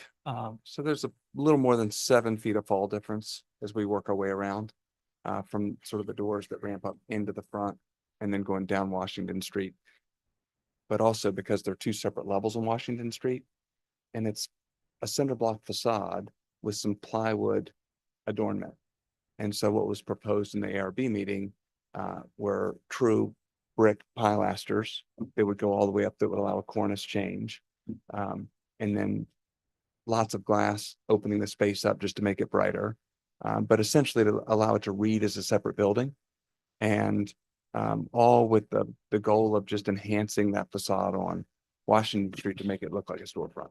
So they asked me to come back and make different suggestions on the storefront. They like the openings, they like the facade, they like most of the design cues. They just wanted a different light configuration in the storefront itself, so it would read differently than the front of the building. I understood that, makes sense, and I'm happy to bring that back to them. Great. Thank you, sir. I feel like I'm just taking too much of your time. Any other questions? Just two, John. You mentioned earlier that there is an advantage with WNL in terms of parking options. Have you had that discussion with them? And would you put it in the lease that they cannot be, WNL employees can't be parking downtown? I have had the conversation. And there was an acknowledgement that they were willing to write a letter to employees encouraging them, but they also didn't want to be in the position of enforcing. So like most things in life, I think there'll be a lot of good actors that would follow suit. But they didn't want to be in the process of sort of self-policing. And that's just the honest to God answer. So I'm happy to continue that conversation. I think that for all the reasons we've stated, it's logical, it's reasonable. Anywhere else on campus that they had these functions, they would be parking and walking. So I think as a good neighbor, they would want to do that and they want to be good neighbors. I think that they're hopefully demonstrating that because of the tertiary space that we're contemplating here and allowing the primary space on a very important corner, 2 spaces in the Rockbridge building, not for discussion today, and 3 spaces in the Grand building to be, refurbished to a level that isn't comparable on Main Street, is all excellent news. And I'm personally confident, as someone who wants to be a good neighbor, that that this encouragement will take place and that we can be sure that the letter does go out to the people that occupy that building. And then the second question, thank you for that, is this may seem strange, but it's a fundamental question. Why are you asking for an educational use on the top second floor, the top half, if you don't have a client yet? So the space is unprogrammed. I can certainly understand a perception that this has been breadcrumbed a little bit, unintentional. And as the concept has sort of come into focus, I just wanted to ask you one time, and if there's an opportunity to have that conversation with this user, then there's a 2-year timeline. And if it's not, then it isn't. But I didn't want to have to come back and have anybody feel like I was just inching you along. So I was trying to present a proposal in totality for that space. And the 2-year timeline comes from? The conditional use language. Thank you. That if it's not utilized, it goes away and I come back. Very good. Thank you, John. At this time, I'd like to open the public hearing. First person signed up was Matt Fogo, but he gave me the sign that he had reached the law of diminishing returns or had an emergency of some sort, and he departed. Michael Perry, call on first, and on deck is Will Mackey. Michael, welcome. Thank you, ladies and gentlemen. Michael Perry, I'm a citizen of Lexington, and it's unfortunate Matt had to depart. His mother's having a medical emergency at Kendall, and he was going to speak about a couple of different things, and I'm also going to speak about. And the first thing I want to speak about before we actually talk about the conditional use permit is again, the conflict of interest that we have with 3 board members or 3 council members who read boilerplate language each and every time we have one of these meetings that involve W&L, and then admit that they have a personal interest in the subject, yet somehow they feel that they do not need to recuse themselves. Now, whether it's legally a conflict of interest, and maybe the city attorney can weigh in on this or not, but there is a definite appearance of a conflict of interest. It's without doubt that your households derive a significant portion of your household income from your spouse's work at W&L. And if we're going to have a mere hearing that we had the last time for the Rockbridge building, we're going to have at least three votes for this, and they all just happen to be W&L votes. All right. To borrow expression from Joe Biden, that's a bunch of malarkey. All right. I've talked to a number of people who have expressed that the conflict of interest that the three board members have when it comes to W&L issues is not acceptable. And I would give you the opportunity to explain to me or to the citizens how you can actually really not recuse yourself in this matter. And in addition, during the last meeting, conditional use permit meeting, we had a 3-3 tie. and Mayor Friedman broke the tie. And I'm going to ask Mayor Friedman to attest tonight before the citizens of Rockbridge or of Lexington that he does not have, he or his employer does not have a business relationship with Mr. Adamson. So I'm willing to, have those representations made. Okay. So this is generally during these meetings, we have a time period for the citizens to address things that are not on the agenda. And we didn't have that tonight. So I would like to be able to also speak about the conditional use permit as opposed to this conflict of interest. Very good. Okay. All right. So I invite you to address the citizens and tell us why it's okay not to recuse yourselves. Mr. Eastman, who was on the planning commission. And who Mr. worked- Perry, I'm sorry, your time is lapsed. Okay, now do I get to speak about the conditional use permit? This was your opportunity to speak on the conditional use permit. We will have public comment later on in the agenda. So, Mr. Perry, please step forward. As I stated at the very beginning, we want to hear what you have to say. Right. This is not a time for debate, but a time for us to hear what you have to say. This is the portion, and for everyone else who signed up, this is the portion where specifically we're talking about the conditional use permit. So I apologize if I didn't make it clear that this is the time to speak about the conditional use permit that Mr. Adamson has applied for. In the spirit of neighborly community, I'll offer you an additional 3 minutes to speak on the conditional use permit if you would so like to choose to do so. Yes, I would like to. Thank you very much for that. And the only reason why I did that, we usually have that time at the beginning of the, No, Okay. All right. It's Anyhow, generally conditional- item number 8. Okay. We're pretty darn consistent from that standpoint. thank you.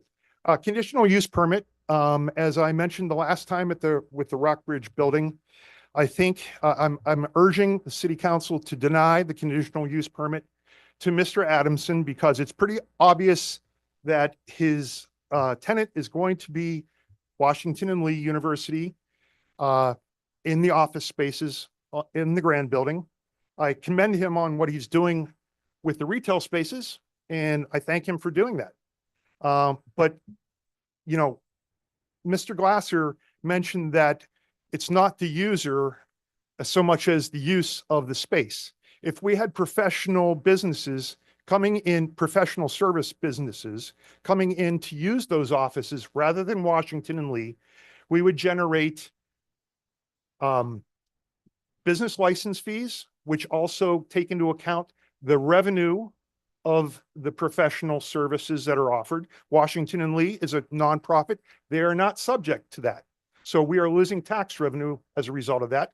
Secondly, we are losing business personal property tax revenue by having Washington and Lee come in and be the tenant of the spaces in the office. Professional service firms would have to pay business property tax on their computers, their desks, their sofa, everything that they use. We are losing that revenue as a city, and it's going to impact the taxpayers in Lexington and is going to diminish the amount of revenue available to our schools for public safety and for infrastructure.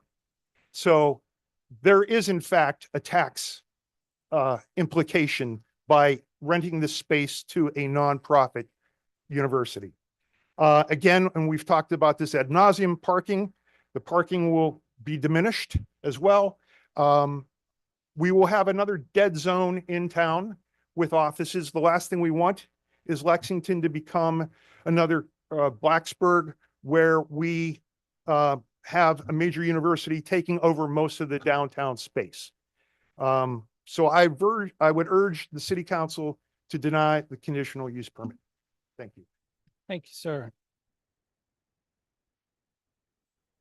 Next up is Will Mackey, and on deck is Mark Reed. Welcome, Will. Yes, I'm Will Mackey. I'm a resident of Lexington. And in the interest of full disclosure, I'm a WNL alumni, adjunct professor. I don't see a conflict of interest because they hardly pay me a dime for the amount of time that I spend there. Anyway, I think that we want to focus tonight. I'm going to get started. That the question before this council is rather specific. It's the approval and rejection of the Planning Commission's approval of the conditional use permit for the grand building for the use, underscore use, of educational facility, college, university, with three important conditions, as council has known. And in doing so, the council should be acting both in the terms and the spirit of section 420, 1.11. And those four conditions are health and safety of persons, not detrimental to public welfare, not in conflict with the principles of the comprehensive plan, and there'll be adequate public services. Those are the four conditions. All right, based on that specific building and the plans for that specific use. We're not talking about a grand scheme as far as what we would like the entire city to be, or how there would be really great if we could have bustling retail and upscale or affordable housing in various places. This building is what is at issue here. And it also doesn't represent the question of whether it's the end of the world as we know it, due to this nascent WNL institutional creep, which is a great phrase. Director Glazer and Mr. Perry, as a friend of mine, put it very well in the last planning commission meeting, that we should evaluate the potential impacts on the specific uses of the requester, a copy center and office use, and ask that the focus be on the use and not the user. And I would note that the copy center right now is in the basement of the early fielding center. There's hardly a parking issue there because there's no parking right there. So people walk into there. So the focus is on the use, not the user. Unfortunately, the criticism, as I understand it, from concerned citizens, business owners, my friends and neighbors, is not, it overlooks the high quality of the renovation of the center pace building and is entirely focused on the nature of the tenant. The single focus regrettably opens up the specter of seeking a discrimination or determination based upon a dislike or prejudice of a tenant and the character of that tenant, not on the merit of the use or the use of the space, a copy center. Otherwise, we fall on a slippery slope, I'm concerned. So I think it's very easy to suggest that someone else use their money and their time to build a space in the way that they would like it. I think in the end, it comes down to the question that this council serves as the institution to keep the sky from falling in at such time as Thank it you, Will. is. And I think this is not the time nor the project. Thank you, Will. Mark Reed and Mary Stewart Harlow on deck. Mark Reed, I live in Lexington. I've lived in Lexington almost exactly 9 years now. 9 years ago, my wife and I were driving east on 64, headed somewhere else looking for a place to live. We pulled over because we wanted to have lunch. We'd never heard of Lexington, Virginia before, or very little about it. But we pulled over for lunch, we had lunch, and we never left. So we came here and we bought a house, but we didn't rent a house. I would think that, in fact, I know that there are a lot of people here that, or a lot of people that want to rent here in Lexington, whether it's a home or a business. What I will say is, I have a hard time understanding a Lexington or any city that would want to not rent to anybody because they don't. For instance, if I was somebody that wanted to rent a home or a business here in Lexington and somebody wanted to turn me down because they don't want people like me walking around in Lexington or owning a business or renting a business or eating or drinking or mingling with the general population. I don't see a Lexington that is like that, or like is supposed to be like that, or any other place in the country.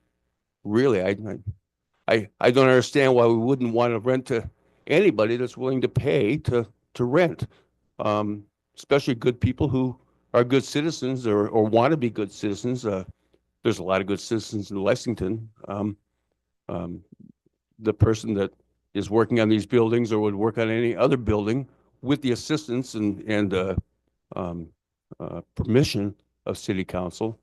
Um, it just it dumbfounds me that we say here, you know, that we're trying to be this good community that thinks about other people, and then we turn around, some of us, and say we just don't want those kind of people renting in Lexington, or working, or eating, or drinking, or hanging out on street corners with other people that are working and running a business and eating and drinking and hanging around on street corners. So approve the conditional use permit, because it's a smart thing to do. Just speaking really quickly, I don't see any conflict of interest on the city council. We've gone over that many times. I know that because I've been here when the topic was discussed, and it's all legal and everything's, you know, just right. And as it speaks to parking, there's all kinds of parking in this downtown. I know it. I see it every day. I walk around. There's never any shortage of parking. Sometimes there's a shortage of where people want to park. So that's all I have to say. Approve it. Thank you. Perfect timing, Mark. Thank you. Rehearse that several times so you can get to the 3 minutes, right? Very good. After Mary Stewart, welcome, is Dr. Patrick Ramey. Okay. Hi, I'm Mary Stewart Harlow, and again, a resident of Lexington. Discussed this on the Planning Commission a couple weeks ago. And I didn't think it was a good idea then, and I still don't think it's a good idea to allow a specific entity to have sole use of that particular very nice commercial property. It takes it out of the available spaces that would be available to other residents and to other visitors that come to our town. We all know that Lexington's downtown is currently very safe, vibrant, and welcoming, and we want it to stay that way with a variety of commercial entities for all residents and visitors to enjoy. So, in my opinion, when bits and pieces of the city's commercial district disappear or are no longer available for our community at large, the downtown starts to dry up. And we don't really want this to happen. So, in my opinion, this CUP, with this particular CUP, a significant section of the available commercial property is no longer going to be within the reach of our taxpayers and residents. So it's going to make it the exclusive use of WNL, the top level and in the basement, which is a considerable amount of property. As we heard earlier this evening, the sales tax revenue has dropped, and I don't think we need to let it continue to drop. And that's what I would like for you to consider denying this particular CUP. Thank you. Thank you, Mary Stewart.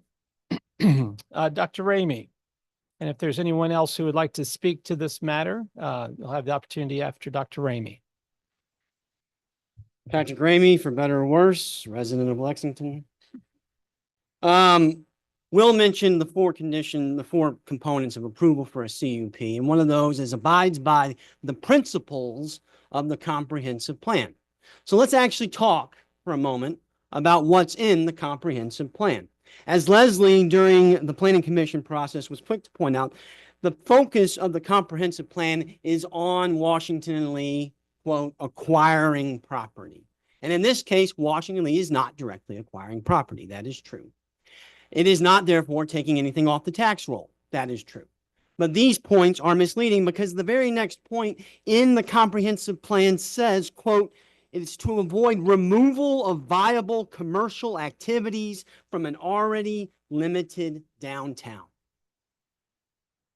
It doesn't matter if Washington Lee is buying the property or Washington Lee is renting the property through a third party. It is removing square footage of viable commercial activities from an already limited downtown. It is a distinction without difference, and that doesn't matter. Second, you cannot say that, well, the strict contours of the law are abided by here with the conflict of interest. You are not going to make money off of whether or not Washington rents that space. However, the appearance of conflict is unavoidable. You cannot expect anybody to think that if your primary source of financial income comes from Washington Lee, that you are unbiased. Even if you are, the appearance of conflict is unavoidable. You cannot ride around in a car with a W&L personalized license plate and expect any of us to think you are unbiased. It destroys the integrity of this process, particularly as in October, when 3 of you who are financial dependents of Washington Lee vote yes, and the 3 who are not vote no. Lastly, some of you seem particularly obsessed, like Mr. Mackey was talking about, with the user, and you shouldn't focus on the user. That is true. This is not about Washington and Lee. But the zoning code specifically focuses on higher education institutions interfering in downtown. That's why this is a CUP. So not Washington Lee. No, you don't focus on them. That's the user. But you are supposed to focus on the fact that it's in higher ed use. That's why we're here. And what I'm saying would be applicable, and I would say the same thing if it was VMI renting space, or it was SVU renting space, or if it was Trump University renting space. Because as the comprehensive plan says, removal of viable commercial activities from an already limited downtown. You do not need to worry, as some of you seem to exclusively do and already have in your comments tonight, about protecting Washington and Lee. You do not represent Washington and Lee. You do not represent Mr. Adamson. You do not represent the out-of-town non-voters who populate and control Main Street, Lexington. You represent me. You represent the voters of this community. And it's disappointing that you have to be reminded. Thank you, Dr. Ramey. Is there anyone else who would like to speak to this topic this evening?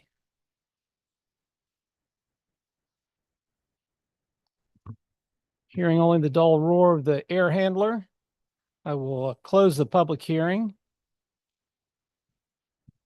and ask for council's consideration and discussion. I have a question for staff. Sure.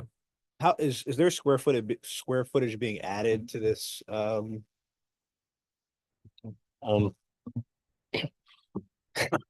on how you look at it, and sorry for that answer, but the footprint, as I recall, for the Grand's building, the spine that's really in the Grand's footprint, and John will correct me if I'm wrong, that is being extended out the back for a stair tower. So for sort of ancillary uses, but not for square footage for retail, office, for any other use, if that helps. It does. Yeah, thank you.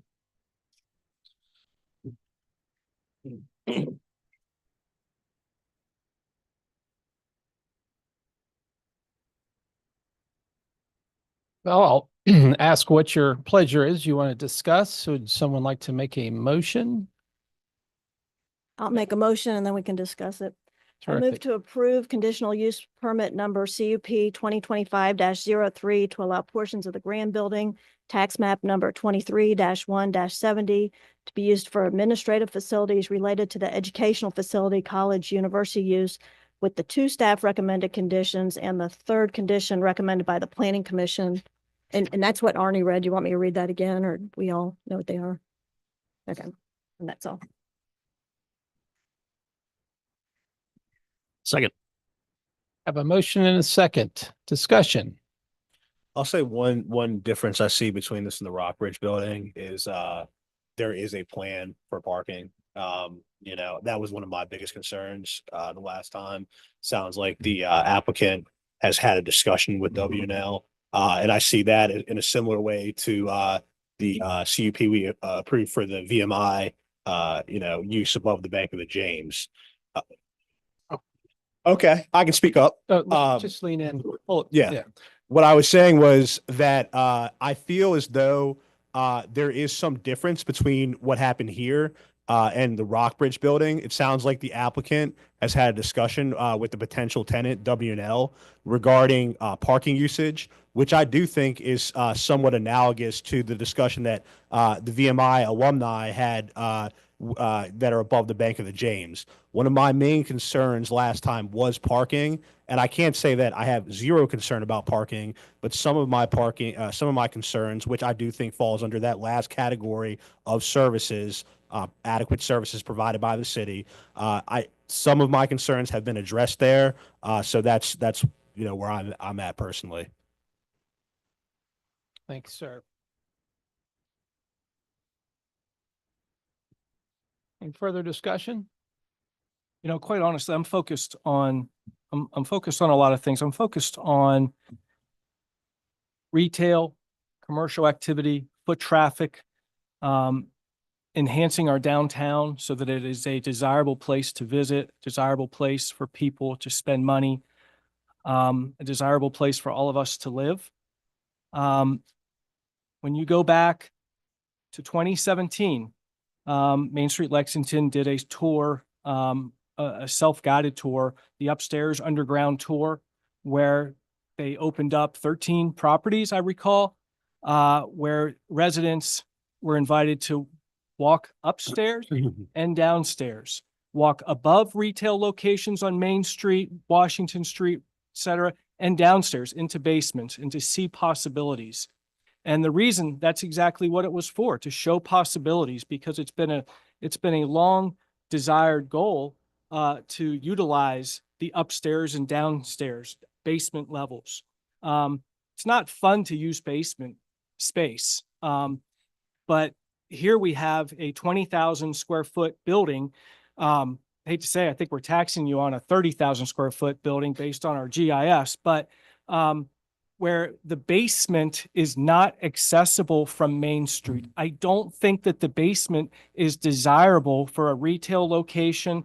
I don't think that the basement is desirable for hotel rooms. I don't think it's desirable for much of anything, except it might be desirable for a copy center, and it may be desirable for storage.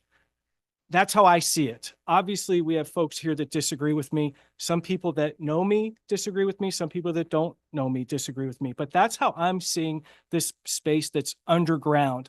I see that as something that I can live with. Yes, it's being rented to Washington Lee, but it's the use. And as far as I'm concerned, basements at my house and a lot of houses are used for storage. It's not desirable downtown for retail or commercial operations.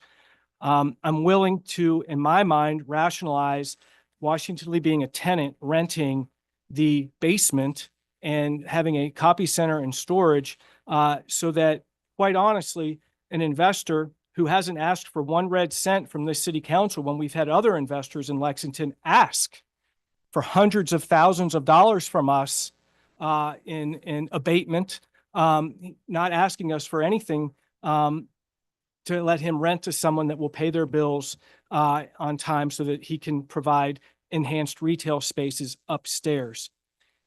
7 months ago, all of Main Street on the side of Grand and Washington Street, where they intend to put a storefront, there were 6 retail businesses on that entire block, 2 blocks, 6.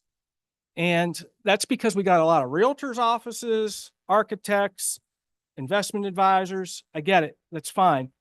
When this project comes to fruition with the new additions of Violet, Pumpkin Seeds moving to Washington Street, 18 West Gallery, and then the 3 new locations that Mr. Adamson is adding, we'll go from having 6 businesses on there that people can walk into to spend money to 12.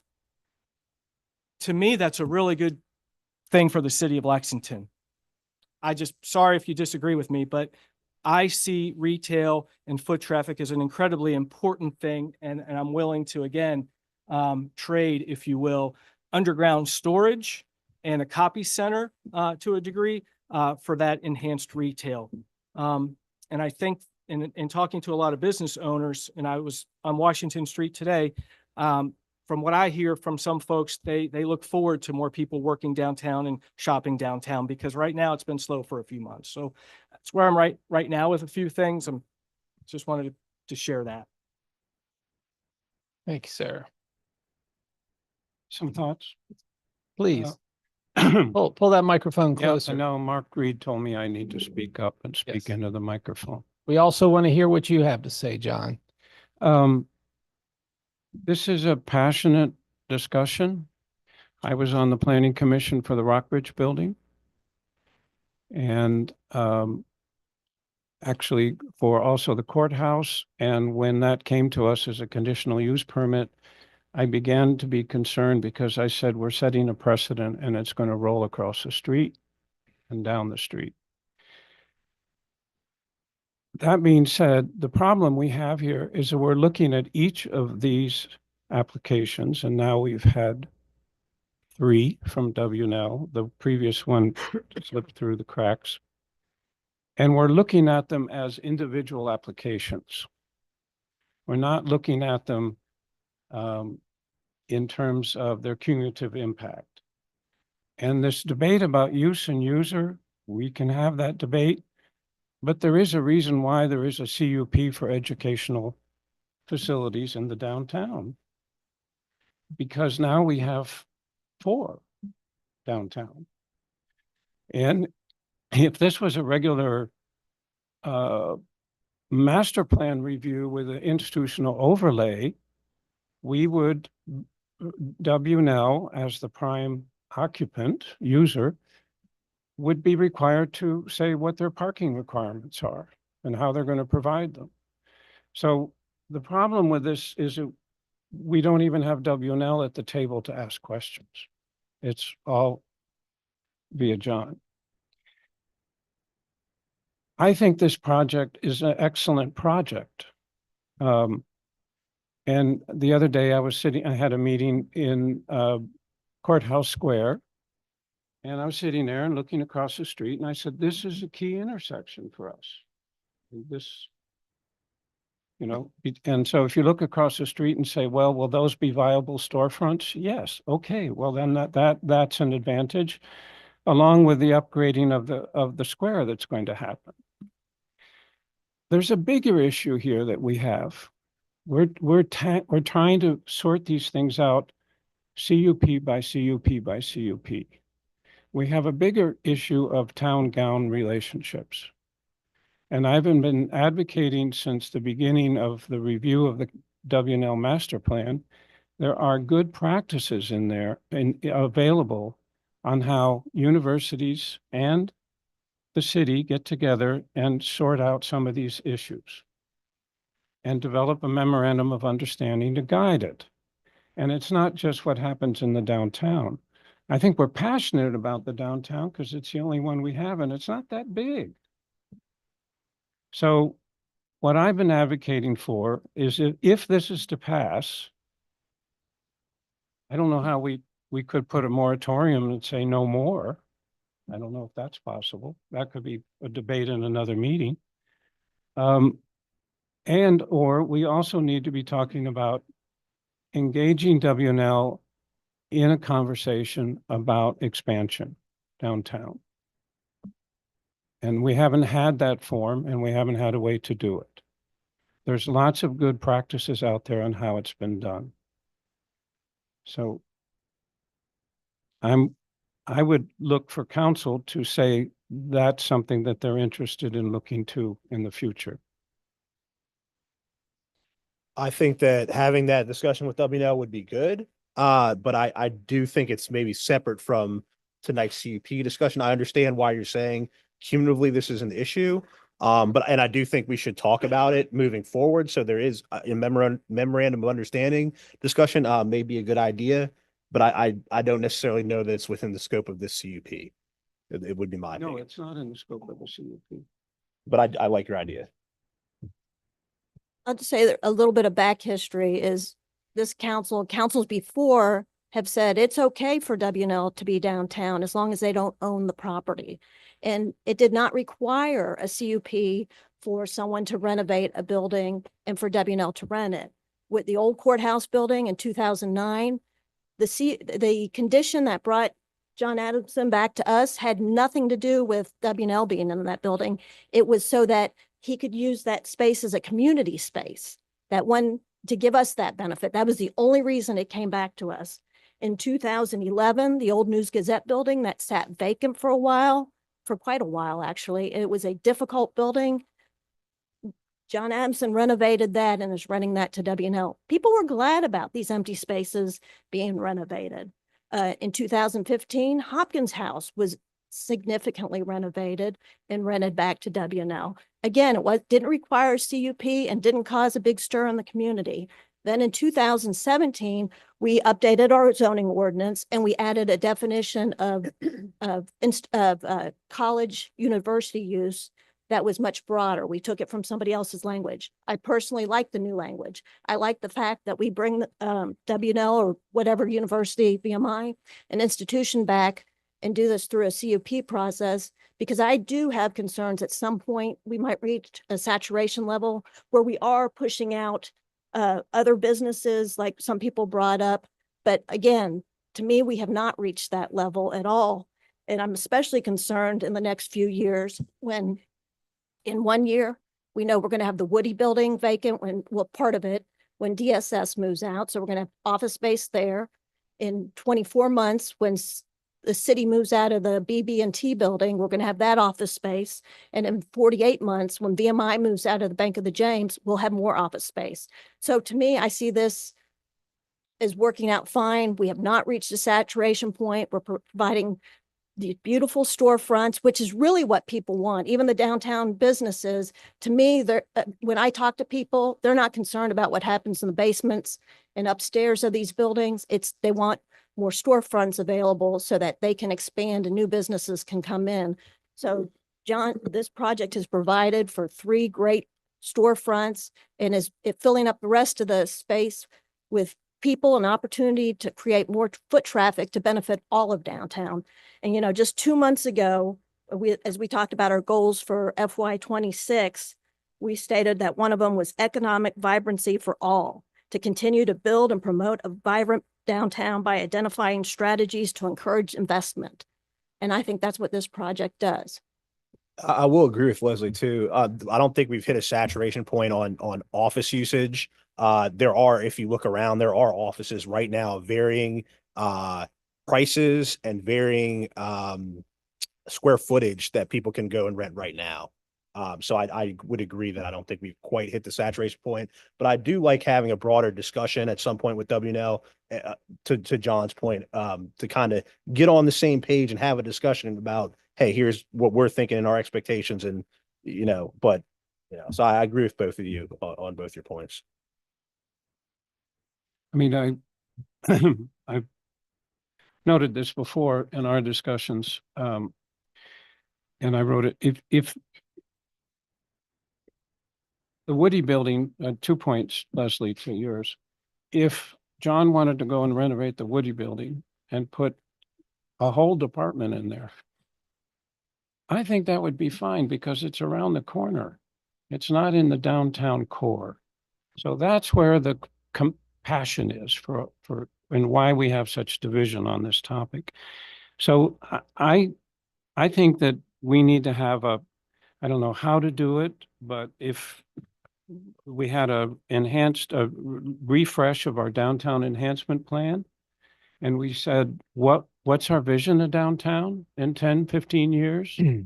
How do we want it to function? Yeah. And what's the institutional, not a particular university, but the institutional role in that? And we don't really have that answer. And we don't have, in our discussions, we're very localized. We're not looking at other places that have been successful in sorting this one out. The Lincoln Land Institute did a study a long time ago that I referenced back when we were doing the WNL master plan review, and there's a couple good points in here. That colleges and universities must seek to fully be fully vested urban anchor institutions, not only by advancing the goals of academia, but by also coordinating their place-based strategies with the interest of the city and the community. And we haven't had a way to do that. John, I concur with Nick's support of your idea. And as we had spoken offline, I feel there's a time and a place for reviewing the summaries that you provided and working towards that. I don't think tonight's CUP is the right place. So for the benefit of the students, as you may be wondering, the citizens unfortunately are limited to 3 minutes. When you're elected, you get as much time as you want and can have some robust and healthy discussion. So here we are, and thank you for sticking with us. Other members of council have observations or comments? I don't want to go back any further than what we've talked about already with the history of downtown Lexington and how it's evolved and succeeded and managed to get through the placement of Kmart's and Walmart's and super Walmart's that devastated our downtown when those were put in. Entire retail establishments went away and were filled, thank gosh, with lawyers and realtors. And I think there's an architect. Yeah, this is all part from where I sit. This is all part of the evolution of Lexington and downtown Lexington in this case. When I will tell one story. I was on the HLF board when the county courts moved out of the courthouse and moved to the new courthouse that they have now. It sat vacant for at least a year. I actually advocated for tearing it down if it were not occupied within a certain amount of time, because it would eventually become such an eyesore and be such a detriment to the crosshairs of our downtown business community that the idea of tearing it down was actually more attractive than just letting it fall apart. And through creative ideas from John, that building was saved and it took out some space, but it filled those spaces with people and eaters and diners and shoppers and parkers.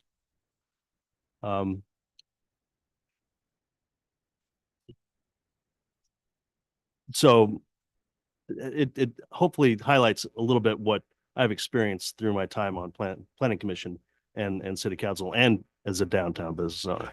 So jumping ahead to all what's before us in approving or not approving the CUP, I'm just going to use the same arguments for the permit that I used last time. It's about the use and not the user. The fact that it's Washington and Lee is a distraction. When we were talking about a VMI permit, there was no problem with that. It seemed like from the public. So the perception is it's really more about, for me, the user for some and not about the use, which it really should be.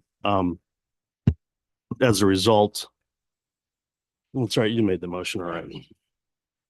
Oh, yeah. It's been that was a long time ago. Leslie's comments were solid, spot on. Thank you for those, for the record. Very valid comments made this evening, and I have gone from A to Z in making a decision about this, and I'm still working on A to Z and making my decision and going round and round about it. I've been thinking about a lot of different things, and I can be sure to tell you that it's about the use and not the user. It's about the use and whether there is an overuse of any one thing. And I've said before, too much of anything is just too much.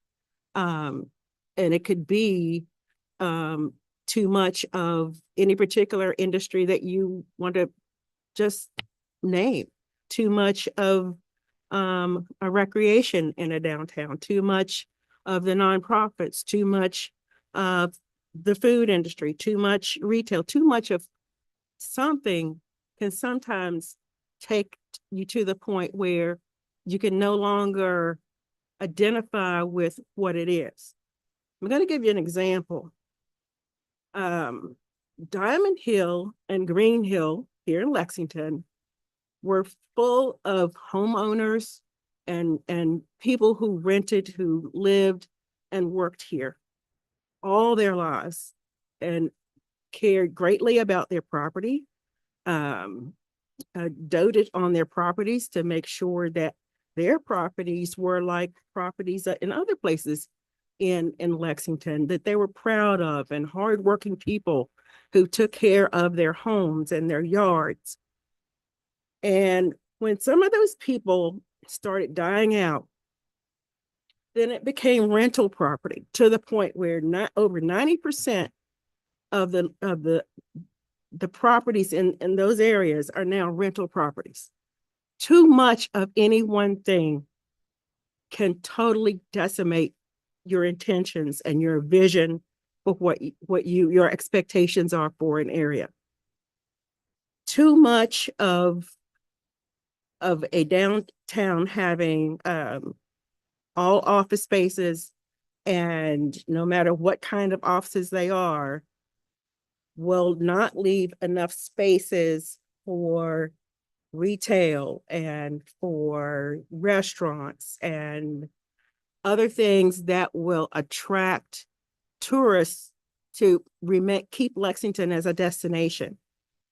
It will affect the creativity of many of our entrepreneurs that we have in our downtown now if we lack spaces for them to create those warm, fuzzy spaces.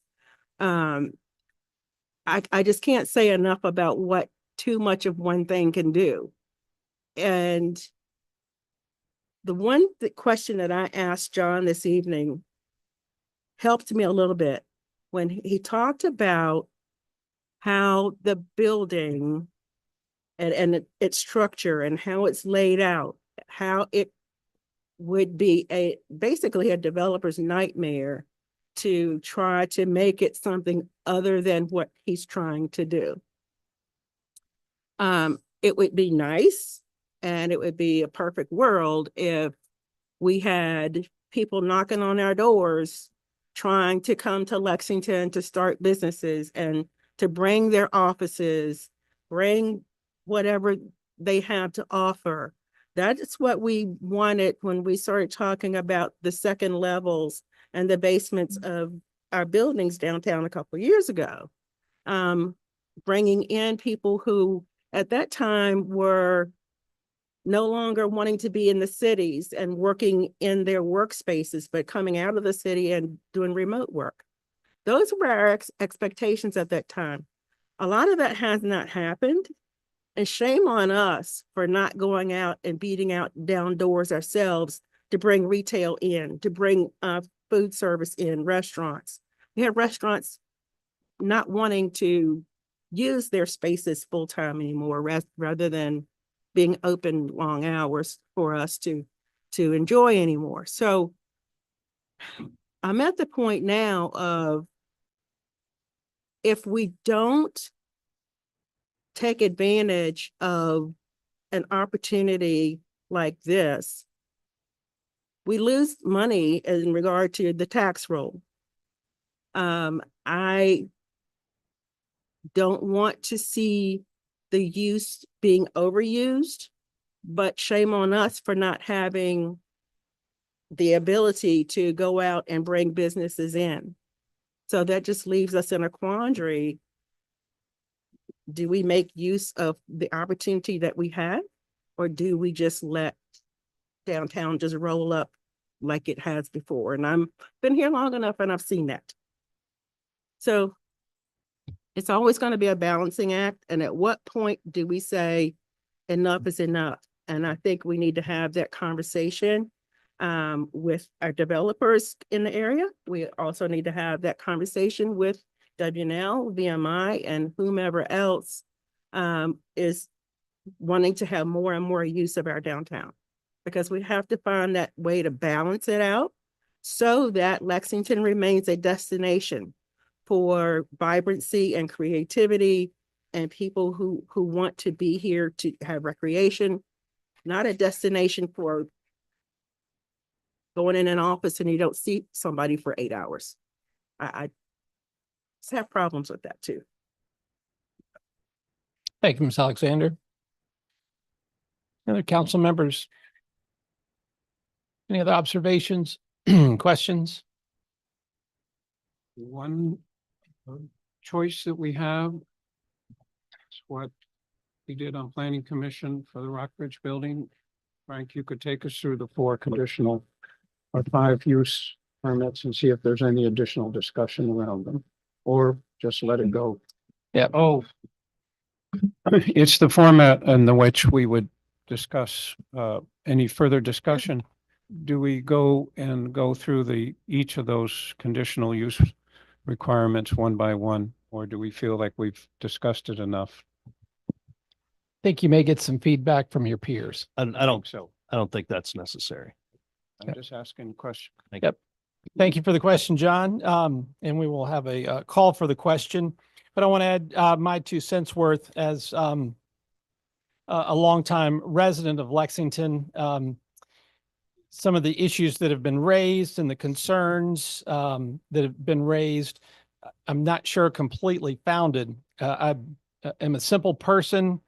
And when I look at things simplistically related to this, I have a couple of observations. One, I've been advocating to the public and to city council my definition of creep, which is where Washington Lee buys additional property and takes it off the tax record. And it's no longer taxable property. Washington Lee has proven to be a solid neighbor for many, many, many years. When the Troubadour Theater was no longer utilized by Washington Lee, they put it back in public hands so that we now have a salon and other productive, income-producing, entrepreneurial spirited operations out of that building. So my definition of creep is Washington Lee purchasing additional property and taking off the tax roll. Some of the objectives we've been working towards in the early 2000s, there was very little foot traffic downtown. The Robert E. Lee Hotel, now the Gin Hotel, was HUD housing and not very attractive for tourists. The building next door was vacant and falling in disrepair. And the county abandoned the courthouse, making it available for sale. And fortunately, an entrepreneur bought it and put it back into productive use. More people, and with this project, more storefronts and more retail downtown, I perceive and would declare is a positive outcome. I appreciate the conversation and thinking about the steps to nowhere. As a child, my first Boy Scout uniform was bought at Adair Hutton, which was part of that building. And it's fun to think about that. Also up the street, heaven forbid, we had an Arby's roast beef restaurant where the bookshop is now. That little alley there beside the hotel building, there was a drive-through there. Legit, right? Yeah, not long, but it was there. I remember being able to walk downtown and shop at Rose's and then have an Arby's. We've seen vacant buildings in disrepair, and we have some now where the owners are absent or allowing their buildings to fall in disrepair. And the fact that we have an entrepreneur who is willing to buy properties, upgrade them, and give them new life and greater productivity, I think is a positive outcome for all the citizens of Lexington. Change is inevitable.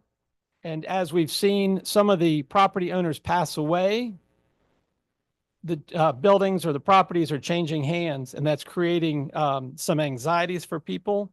But I think, and I greatly appreciate the respect and the civil dialogue that this council has in representing all the people of Lexington for the concerns and working to make Lexington a strong and viable economic engine that it is, with our 2.5 square miles and 7,500 residents. Um,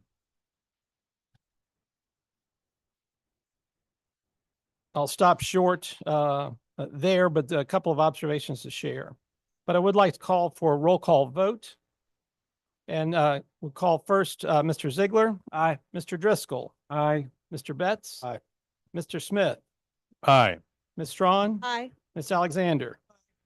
Motion carries unanimously, and I greatly appreciate the work and effort for the developer and for staff and for council, and more importantly, for our citizens who are engaged and sharing with us their ideas and feelings on this topic and many others. And we still have a couple of public hearings yet to go. The next being 6.3, public hearing consideration of amendment to the zoning ordinance to allow cottage housing. And I'll call on Arnie Glazer, Planning Director. Despite comments made earlier, I think this is the one that people are really here for.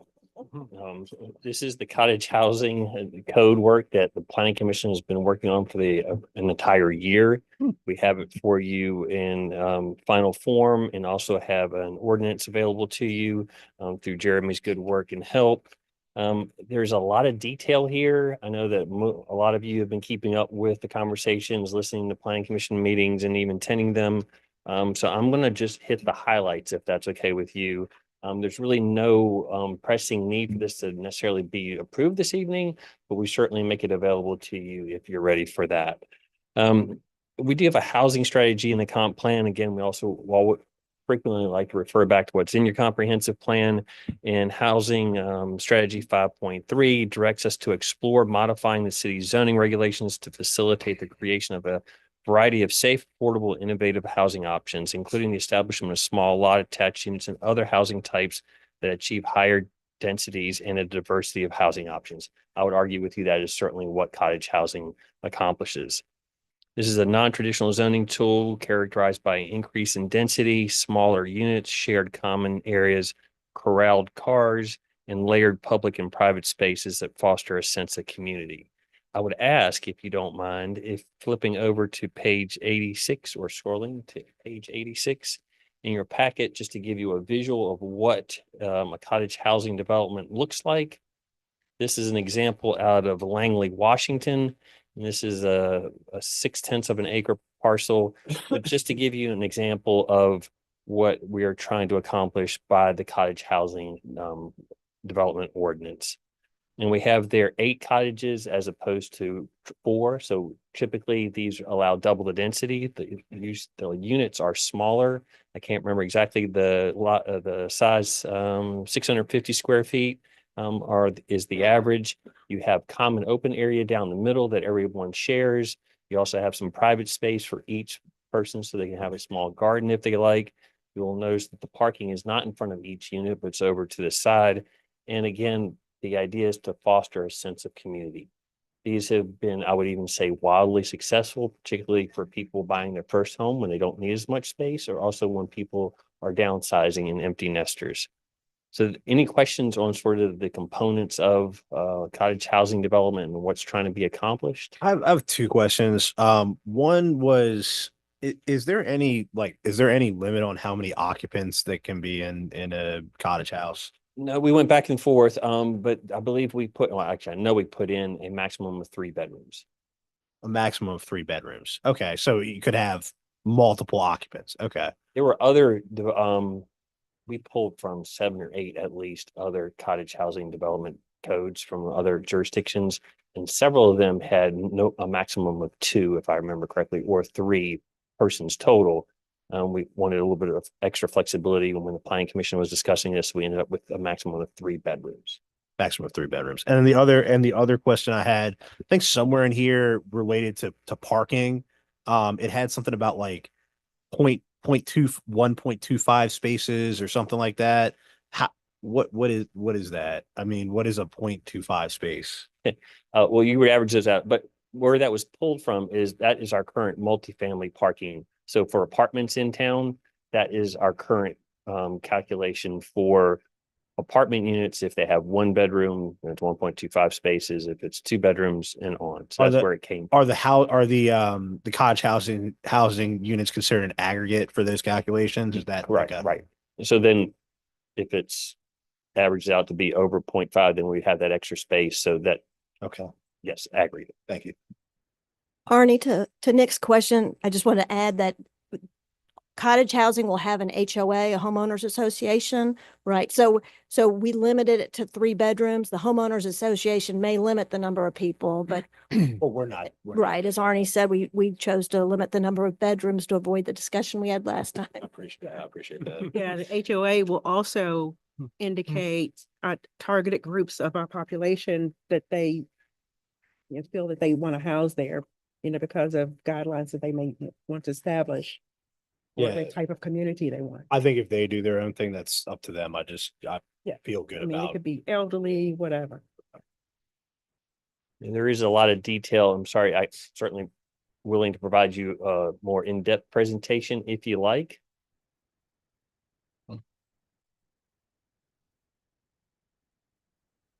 Don't hear anyone screaming for it, Arnie, but thank you for the kind offer. I understand. Well, Happy the to give reason that. is that this has gone through a year of very good deliberation and by the planning commission and staff and Well, to that end, also even developers participated in the process because I mean, creating something in theory, kind of abstract, if it couldn't actually be built on land in Lexington, what good would it do? So I think it was nice that the planning commission engaged developers locally and they came to meetings and they spoke. So, so are you looking for us, you're going to do the public hearing. You said there's no rush on approving this, but you are looking for us to get this on the books so that yeah, sounds good. Are there any current interested parties in moving forward with this at this time that you're aware of? We have one property owner and he was interested enough, as an example, to hire a landscape architect. And on page 88 of your overall packet, landscape architect provided a couple of possible layouts for cottage housing for that property. I'm not 100% sure that owner is still dedicated or committed to cottage housing. He may have switched a little bit perhaps to apartments, but it still remains, if you approve this, it still remains an option for him for that vacant piece of property. And am I looking at it correct? There would be with concept A, B, and C, those are just 3 options, not a total of 30 on that space. Correct. Good. And Okay. I also have to say that those were options that they put together from their knowledge of cottage housing at that time. We have since obviously put together very detailed use and design standards. So some of what they proposed as far as the density, I don't believe could be accomplished under what we have in the draft ordinance. Very good. Thank you, sir. Certainly not 30. Certainly. Can I just add, and I don't think this gets into discussion, I hope not, but first I want to thank Arnie for all his research and Kate too. They did a tremendous amount of research that really helped us on planning commission. And in looking what other localities did, pretty much all the other ones we looked at, these are high-end developments. Our planning commission chose to take it from the perspective of it could be a variety of things, just exactly what Marilyn said, that it could be affordable housing, it could be high-end. It's pretty much how the developer presents it. And those 3 drawings you were referencing, and that was looking at more of an affordable development. So there's a lot of opportunities here. Hopefully someone will take advantage of it. We just need developers. Yeah. right. Greater density will provide more housing and more people in our community. Thank you. Thank you, Arnie. This time I'd like to open the public hearing, and this is a public hearing for the cottage house ordinance. Joe Milo signed up first and Michael Perry on deck. Welcome, Joe. Good evening. I'm Joe Milo. I live at 710 Thornhill Road in Lexington. And I'm very supportive of the concept of cottage zoning. I think it refreshing to see a single family zoning ordinance that has a maximum house size rather than a minimum house size. I know my first single-family house was 600 square feet. I got married and we moved to an 800 square foot house. So with all the affordability issues, this helps. There are a couple of concerns with what's on the table. And I might have read it wrong, but there seems to be a difference. You can only build a smaller second floor than you can the first floor. That didn't make any sense to me, and perhaps I read that wrong. Another thing that comes to mind, it will be very interesting to see how this is received among the developers and contractors. You know, an old guy like me can't build one small house. You'd have to build 4 small houses because of the condominium structure of it. So when you just stand back and look, well, does it make sense to build 1 or 2, 3 or $400,000 houses, or a cluster of 4 to 8 small ones? So it'll be interesting, but I encourage you to press on. This is a good idea. Thank you. Thank you, Joe. Michael Perry. Ladies and gentlemen of council, and Mr. Mayor, I just have concerns about the whole concept of the cottage housing proposal. And the concerns I have are mainly in the historic district. And I think it's really important that there be some safeguards built into the zoning that would protect the character and the historic nature of the historic residential district of Lexington. And I understand that each development would have to have a conditional use permit granted by the planning commission and the council. But my concerns would be for aesthetics of the historic downtown residential district. There's lots of houses that have very big lots that, you know, one could imagine that somebody might buy that house, tear it down possibly, or buy the house and add 2 or 3 cottage houses on the property. So I think we need to just make sure we think this out and we have some guardrails around it. I'm totally for having housing and developing housing in Lexington, condominiums especially. I think there's a number of places in downtown that we could possibly, that is now a parking lot, that might be able to have a condominium development or housing built above it. But I am concerned about the historic residential district and the character and there's open spaces in the historic district that have never been built upon and should remain open green spaces in Lexington, and especially in the historic district. If there's been a building previously built on that piece of parcel of property, then, you know, I'm all for adding more housing to that space. But as far as, you know, developing areas that never had housing on them that have been historic green spaces, I think we need to have guardrails. Thank you. Thank you, sir. Is there anyone else who would like to speak to this topic of the cottage housing ordinance? Hearing none, I'd like to close the public hearing at 9:22 and ask for council's consideration. You can kick it to the next meeting or deal with it this evening. I did just want to address, I thought both speakers brought up some good questions, concerns. Planning Commission did discuss if you have a 2-story house that we wanted a smaller upper story to give the house some articulation. First of all, we didn't want the square footage to get too big, but then to have some articulation so it was more of an interesting design, so you just don't get boxes. We didn't want a neighborhood of just plain Jane box houses. But to the other point, you're also right, Joe, that if somebody's going to build a small house, they'll need to do multiple to make it more affordable. And we were okay with that, but we put in the guidelines that there has to be some change in the exterior facade of the houses, so they don't look all cookie cutter. But that but there'll be savings to the builder by building very similar houses. And for example, I think Weatherburn did a good job on that, where you can see that there's several of the same floor plans, but the facades look pretty different from the materials they use and the colors they use. And then as far as the Mr. Perry's point, Planning Commission recognized that not all locations are going to be ideal for the cottage housing. It does double the density of whatever zone it's in. You have to have a fairly decent sized lot. It has to be at least a double lot to do it. And that's why we did it through a CUP process, because there will be some places and like perhaps the historic district where it doesn't fit, but we did find plenty of empty lots that, you could try something there. One of the pictures Arnie pointed out was, or included in our packet, was off of 251.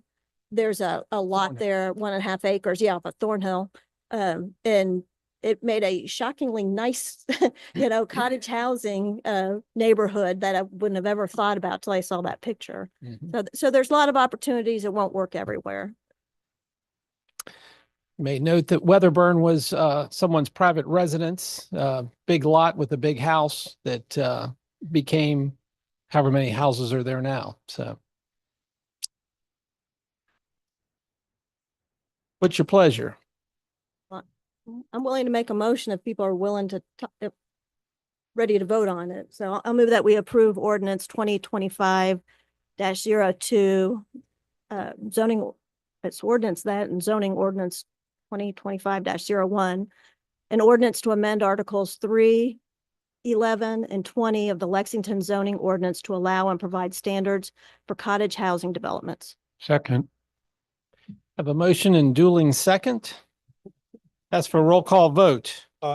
Discussion? Oh, sorry. Yes, Was please. this unanimously approved by Planning Commission? Yes. Okay. That's all. That's all. Any further discussion?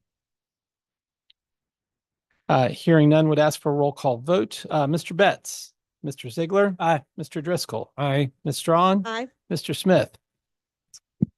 Aye. Ms. Alexander. Aye.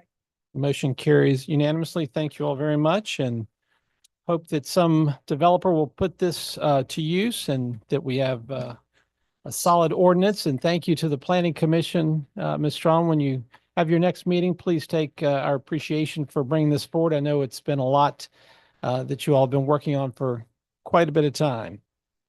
And of course, thank you to Arnie and Kate for getting it to fruition.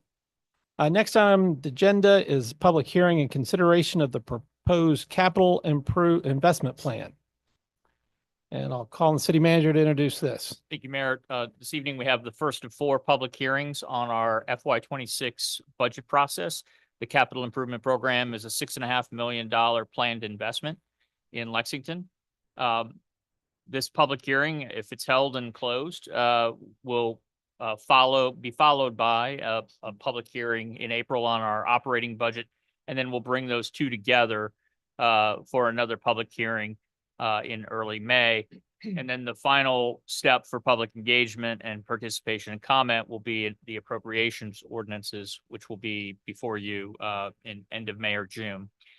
So again, I'm happy to answer any specific questions about the CIP process, but it's a $6.5 million estimated program for FY26. Any questions from council? The material is there before you. At this time, I'd like to open the public hearing. Is there anyone who would like to speak to this item of the proposed capital investment plan for the city of Lexington for 2026 through 2030? Do not have anyone signed up, and I don't see anyone wishing to speak. I will close the public hearing at 9:27 and ask for council's consideration. So what are we doing tonight?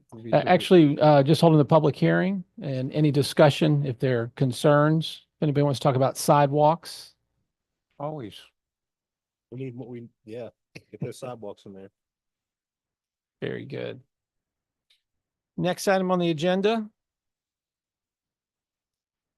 Consideration of minutes. They were in your packet and promptly prepared. Thank you, Janie. Unless there's an objection, we'll approve those as presented.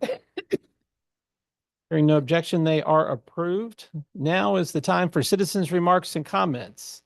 And I don't know if anyone has signed up, but this is the time if anyone would like to speak on other items. Dr. Ramey, come on down. Mr. Reed, we'll get you next. I had two quick things.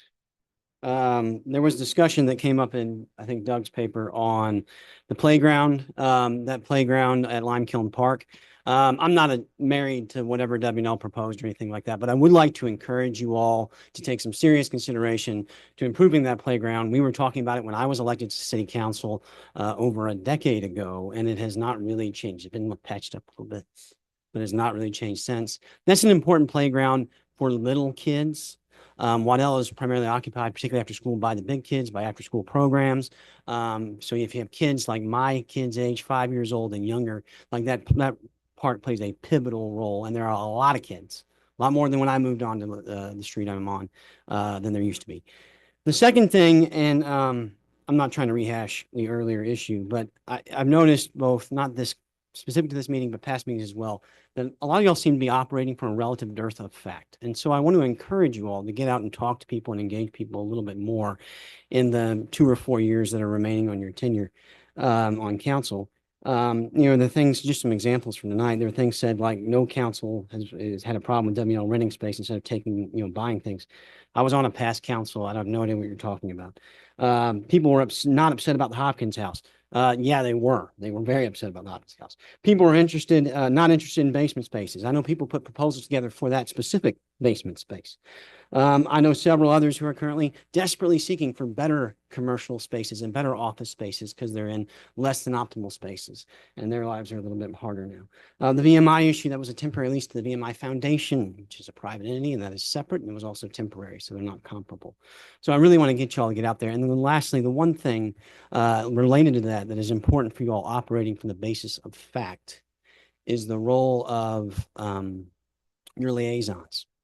And Frank, I don't know if you remember, but almost a little over 8 years ago, you called me on the phone when I was the planning commission liaison of city council. And you said, well, Patrick, I think it's time for a fresh set of eyes. Well, Leslie's been on the planning commission now for the better part of a decade.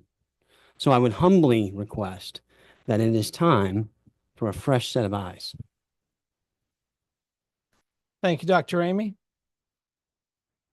Mr. Reed. I can't remember if it was 3 minutes or 5 minutes. 3. Okay. Most of you all know that I'm a man of very few words. I hardly ever have anything to say about anything. Just in 3 minutes, I want to talk really quickly about a couple things we've already talked about. Conflict of interest and parking space. They're hot topics today. They've been hot topics before.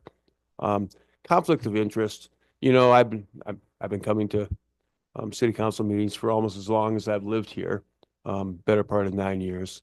And I can remember a time when all somebody had to do was say the words VMI or WNL, and half a city council was vaulting over the die and fleeing to the peanut gallery because they didn't want to have any association or anybody to even talk about any appearance of conflict of interest.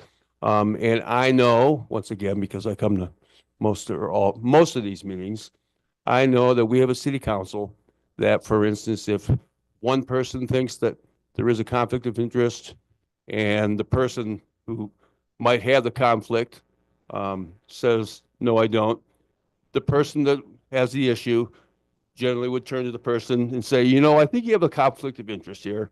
And then, they hash it out like elected officials do. And usually, at some point somebody would say, why don't we ask the attorney that we're paying for?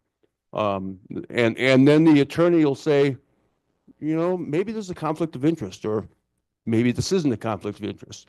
The bottom line is we seem to have addressed that issue. And now we all know that conflict of interest is a big deal.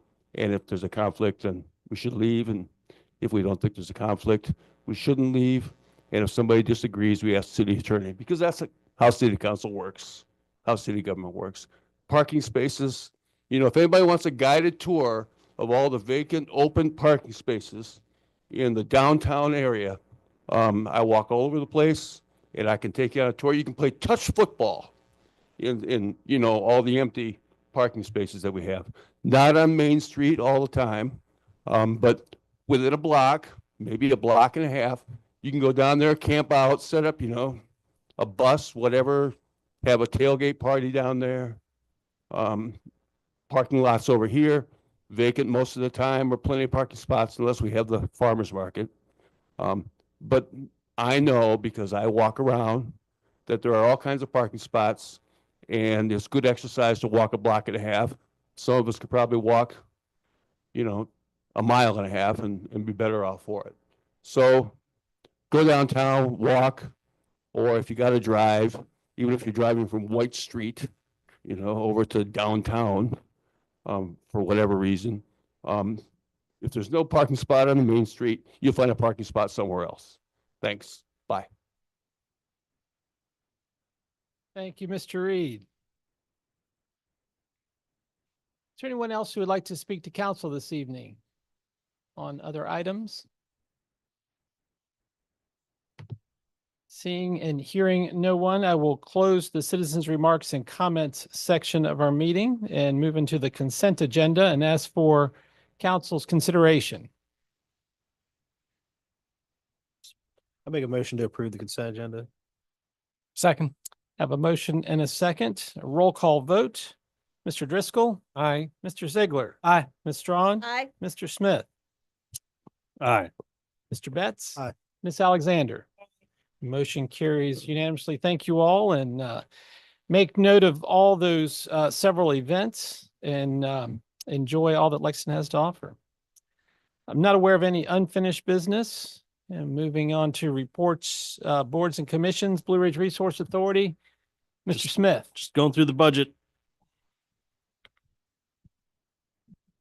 End of report. End of report. Thank you, sir. Main Street, Lexington, Mr. Smith. Two things. We had visitors from Virginia Main Street at our meeting on Tuesday.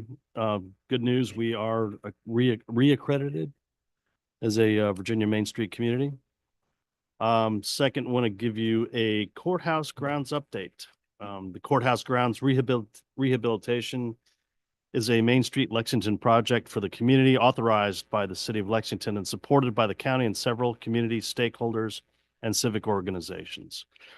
While an original Virginia DHR grant request was unsuccessful, the committee in charge of this project has successfully secured nearly 2/3 of the expected project costs through the two previously approved city grants of $60,000 each, with the balance being private community fundraising. Of note, and in addition to the leadership level gift from Washington and Lee, the Blue Ridge Garden Club has committed $10,000 to the project in commemoration of their centennial this year. And recently, the committee secured a $200,000 commitment over 5 years from VMI. Main Street Lexington wishes to extend deep appreciation to these groups. A number of private grant requests have also been submitted. Fundraising is ongoing, and if you or your company or organization would like to learn more, please contact Jesse Lyons, project chairman. The project plans are in the bid phase with multiple general contractors, and the committee and Main Street Lexington are excited about starting the project soon.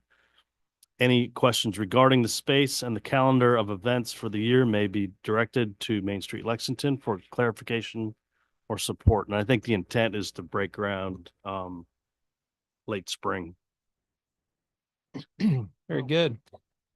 Any questions for Mr. Smith? Thank you for that insightful report, and excited to see the neighbors coming together for the common ground of our courthouse square in downtown Lexington. Planning Commission, Ms. Strawn. Planning Commission met on Thursday, March 20th, and a certificate of appropriateness was unanimously approved for new signage at Taqueria Jalisco on East Nelson Street. The commission debated whether to have staff research zoning ordinances from other similarly sized communities and with universities and on how they regulate institutional creep. In the end, it was decided to have staff look at town-gown relationships in Virginia to see if we should add more detail to the land use section of the comprehensive plan, which addresses the universities. But clarity and direction from council would be helpful before staff commits resources to this.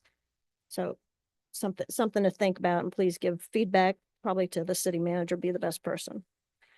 The commission discussed a proposed zoning ordinance amendment for mini warehouses, and we reviewed the historic resources chapter of the comprehensive plan as part of the update of the plan. Elaborate on the mini storage. Mini warehouse. Mini Yeah, warehouse? it's mini storage units, right? We're looking at whether to add that to our zoning. Right now, we don't allow it. And some people brought it up, but we wanted it. We're interested in doing it as long as it looks appropriate and doesn't look shoddy. And and Arnie did a lot of research and came back with a good ordinance that we all seem to like. Very good. Allow for some more revenue. Right, Yeah. right. Leslie, could you repeat that part about the update of the comprehensive plan for the historic chapter? John, be sure to lean in so that Mary Ellen can hear you. Yep. We just reviewed the historic chapter. We're trying to take one chapter at a time and just review it. for the I think five- that was my larger question, was five-year trying to, update. so you're doing one chapter at a time? Right. Okay. Thank you. Very good. Thank you, Ms. Strong. Any other questions? Regional tourism, Mr. Betts. Yes, sir. Tourism sponsorship funding. The next round of tourism sponsorship program is expected to open on April 1st, 2025.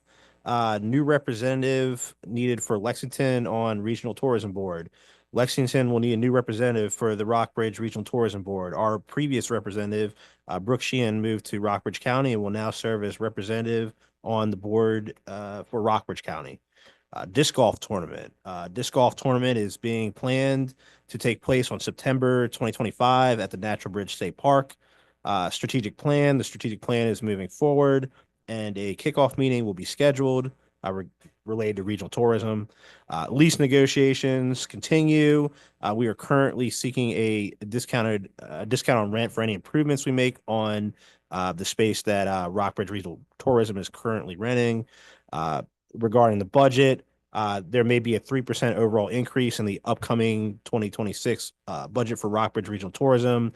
We voted to approve a 3% cost of living increase for regional tourism staff at our meeting on March 19th, 2025. And chair and vice chair, Brooke Sheehan was selected to serve as chair for Rockbridge Regional Tourism Board, and Nathan Bailey was selected to serve as vice chair of the board. End of report. Thank you, sir. Any questions for Mr. Betts? Very good. Raro, Mr. Ziegler. I'll be very brief. Just want to highlight the excitement of the field improvements at Fox Field and Brubaker Field here in Lexington.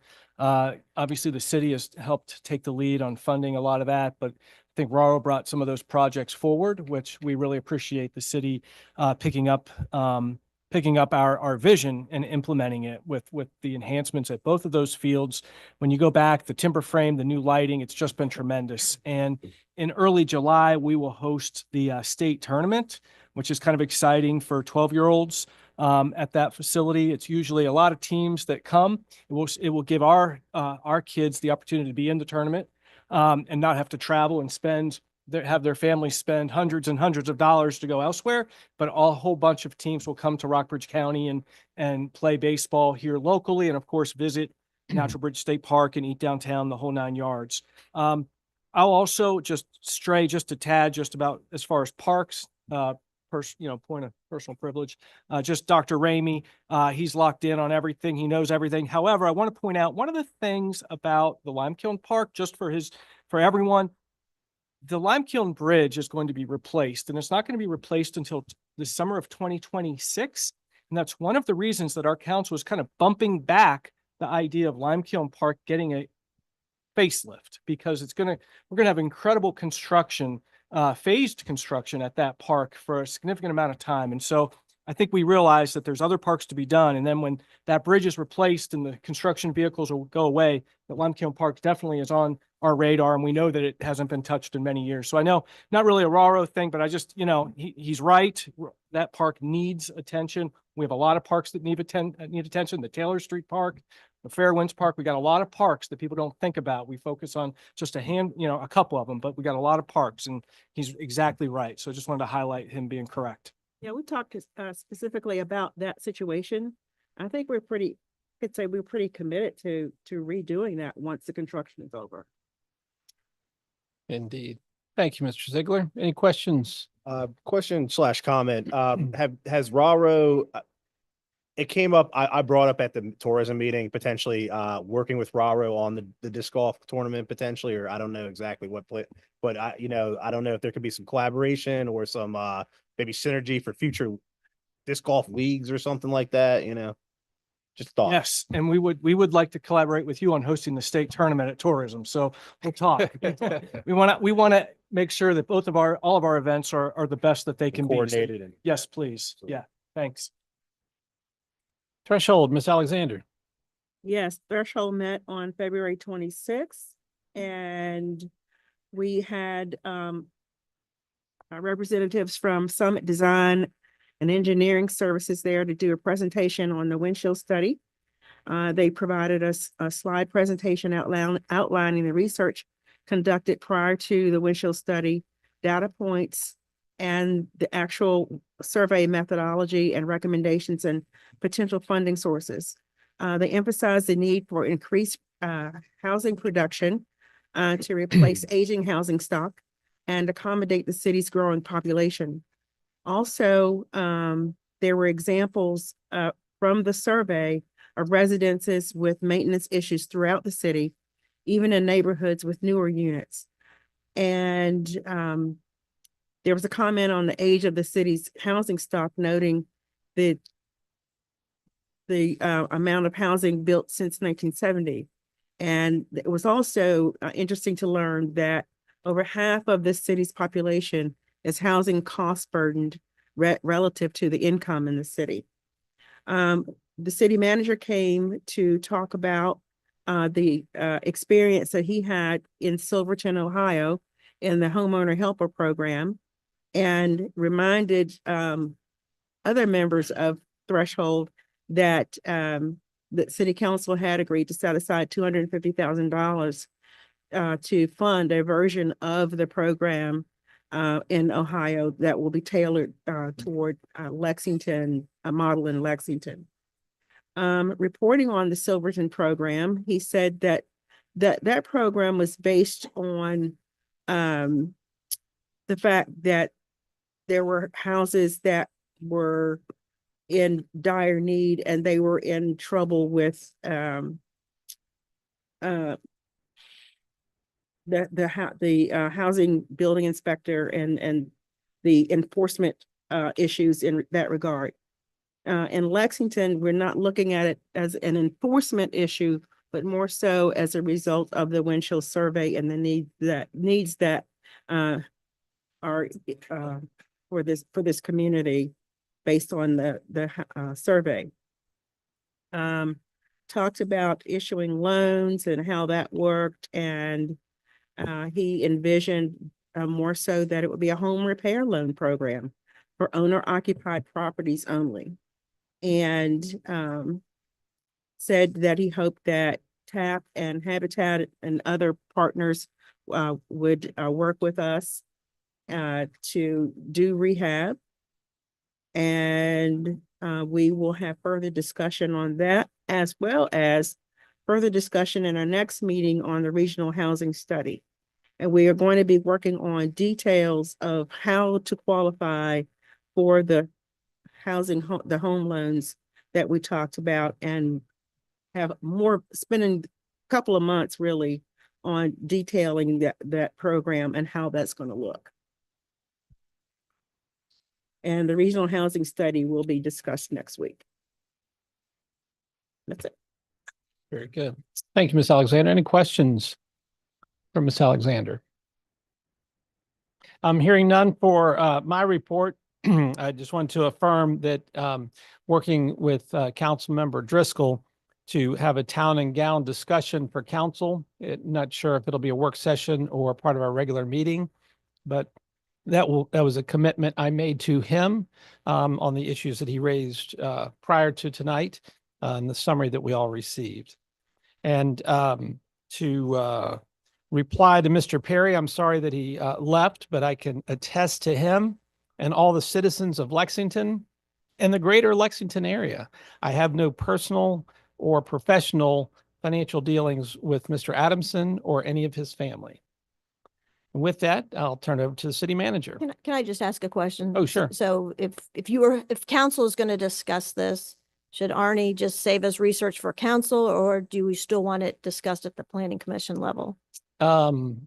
You can think about that if you don't want to answer this right now. The town and gown Yeah. MOU concept. Well, it wasn't even an MOU. It's just this was more what we should put to give guidance, whether it's through zoning or comp plan. Probably makes sense to do a comp plan first, but it seems like planning should get direction from council if council's going to have this discussion. I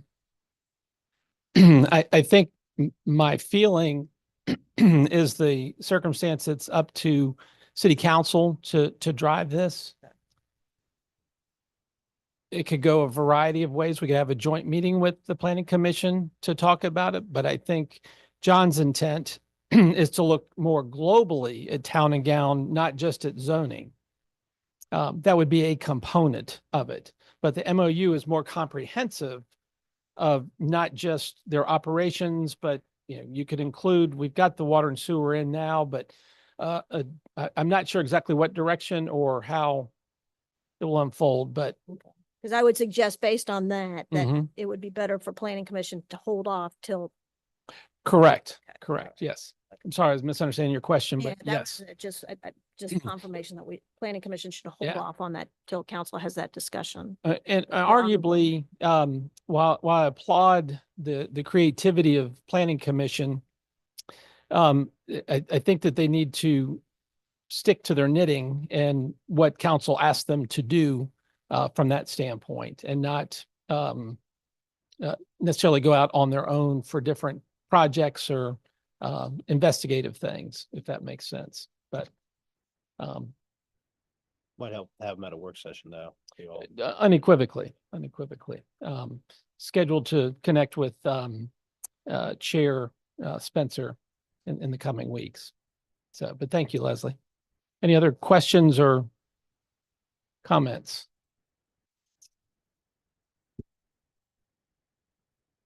Hearing none, city manager.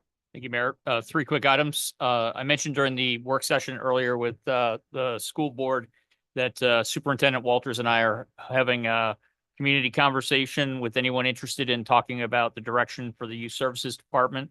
That community listening session will be on Thursday, March 27th, a week from this evening. That will be from 5:15 to 6 p.m. That'll be at the community room at 300 Diamond, former Wilbur Downing School, where the board offices are. There'll be a short PowerPoint presentation and an FAQ sheet handed out, and then we'll be engaging in conversation with anyone who has a feeling or interest in that topic. Second, City Hall, the last offices of City Hall will be relocating a week from tomorrow. That'll be on March 28th, and then the building will essentially be vacated at that point. And within a 1 week or so, we'll be turning that facility over to the contractor for the beginning of demolition. The remaining City Hall employees are moving to 539 Nelson, which is the second story above Lewis Gale, former BB&T building. Other landmarks that might help folks find it, across the street is the Cattleman's. Next to that, or kitty corner, is Sheets, and the other corner is the Kentucky Fried Chicken, and we're the only one that doesn't serve food. And then last thing I'll mention is perhaps not to my surprise, it shouldn't be a surprise, but for the fourth time in the 10 months that I've been here, a truck has hit the traffic controller at the corner of Nelson and Main near Cornerstone Bank. So we will be putting out in the near term a non-historic Jersey barrier, which will be struck first. by a truck to prevent them from striking the pole. And then we're working on a longer term solution to figure out what to do. Happy to answer any questions. Can you put a Jersey barrier in Virginia? So Mayor did a great job directing traffic. Thank you, sir. Thank you. Any other questions for the city manager? City attorney? Nothing significant, Mr. Mayor. I do want to comment, though. I haven't seen the mini storage. Anecdotally from experiences, though, I don't know if you're planning on requiring a conditional use permit or not, but I would encourage you to consider that because I've seen localities where it's permitted as a matter of right and valuable commercial space or industrial space gets eaten up quickly by mini storage. They're very popular. So I recommend you consider a conditional use permit for that. Other than that, I've got a couple of research projects that I'm working on. Talked to the mayor a little bit about those earlier today, and I may update you in a closed session on some of those items, perhaps at the next meeting. Happy to answer any questions you may have. Members of council, any questions for the attorney? Lease negotiations ongoing. Yeah, now that we've got some communication going on, we're making some progress. Thank you. I do need some information. Yeah. What is what date is the extension through? Is it the end of May? End of May. For those of you keeping up in the peanut gallery, the question is regarding a lease for regional tourism office space over on Washington Street. And the city attorney's working feverishly with representatives of Brightspeed who are elusive. So they're okay. No longer elusive. Started out elusive. Okay. But we don't own that building that the regional tourism office is in. And if you haven't been to visit the tourism office, I invite you to do so. It's a great location and neat information and folks that work there. Under new business, discussion and consideration of the Rockbridge Regional Library Agreement, I'll call on the city manager to introduce this. Mayor, as mentioned in the report, this is virtually identical to the agreement that council approved in 2019. It involves 4 jurisdictions approving it: Bath, Rockbridge County, Buena Vista, and Lexington.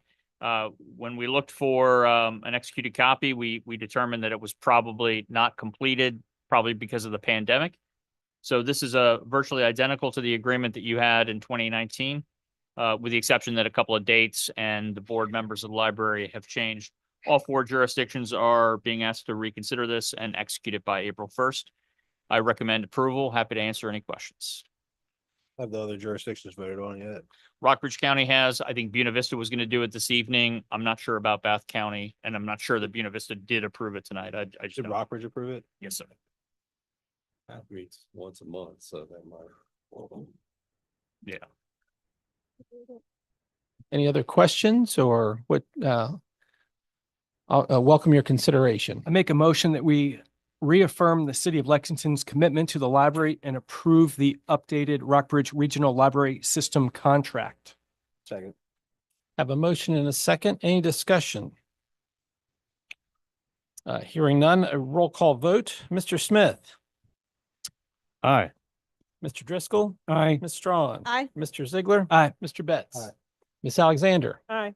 Motion carries unanimously. Thank you all, and elated to continue the good service of our regional library. Next item is Shenandoah Planning District Commission appointment, and I'll call on the city manager for this item. Thank you, Mayor. Mayor Friedman has served on that planning commission and is on the executive committee. And his term is up, so it's up to the mayor and council to determine who will continue to represent the city of Lexington on that body. If I make a motion to reappoint you, will you accept? Yes. Make a motion to reappoint Frank to the Central Shenandoah Planning District Commission. Have a motion and a dueling second. Any discussion? Hearing none, a roll call vote. Mr. Ziegler. Aye. Mr. Betts. Aye. Mr. Smith. Aye. Ms. Strong. Mr. Driscoll. Aye. Ms. Alexander. Motion carries unanimously. We do not have a closed meeting scheduled for this evening. But if we did, we would read a document and explain to you why we are choosing to go into closed session. We don't have to, but there are certain provisions of the law that allow us to go in to talk about things in private, in closed session. But because there is no closed session this evening, unless there's an objection,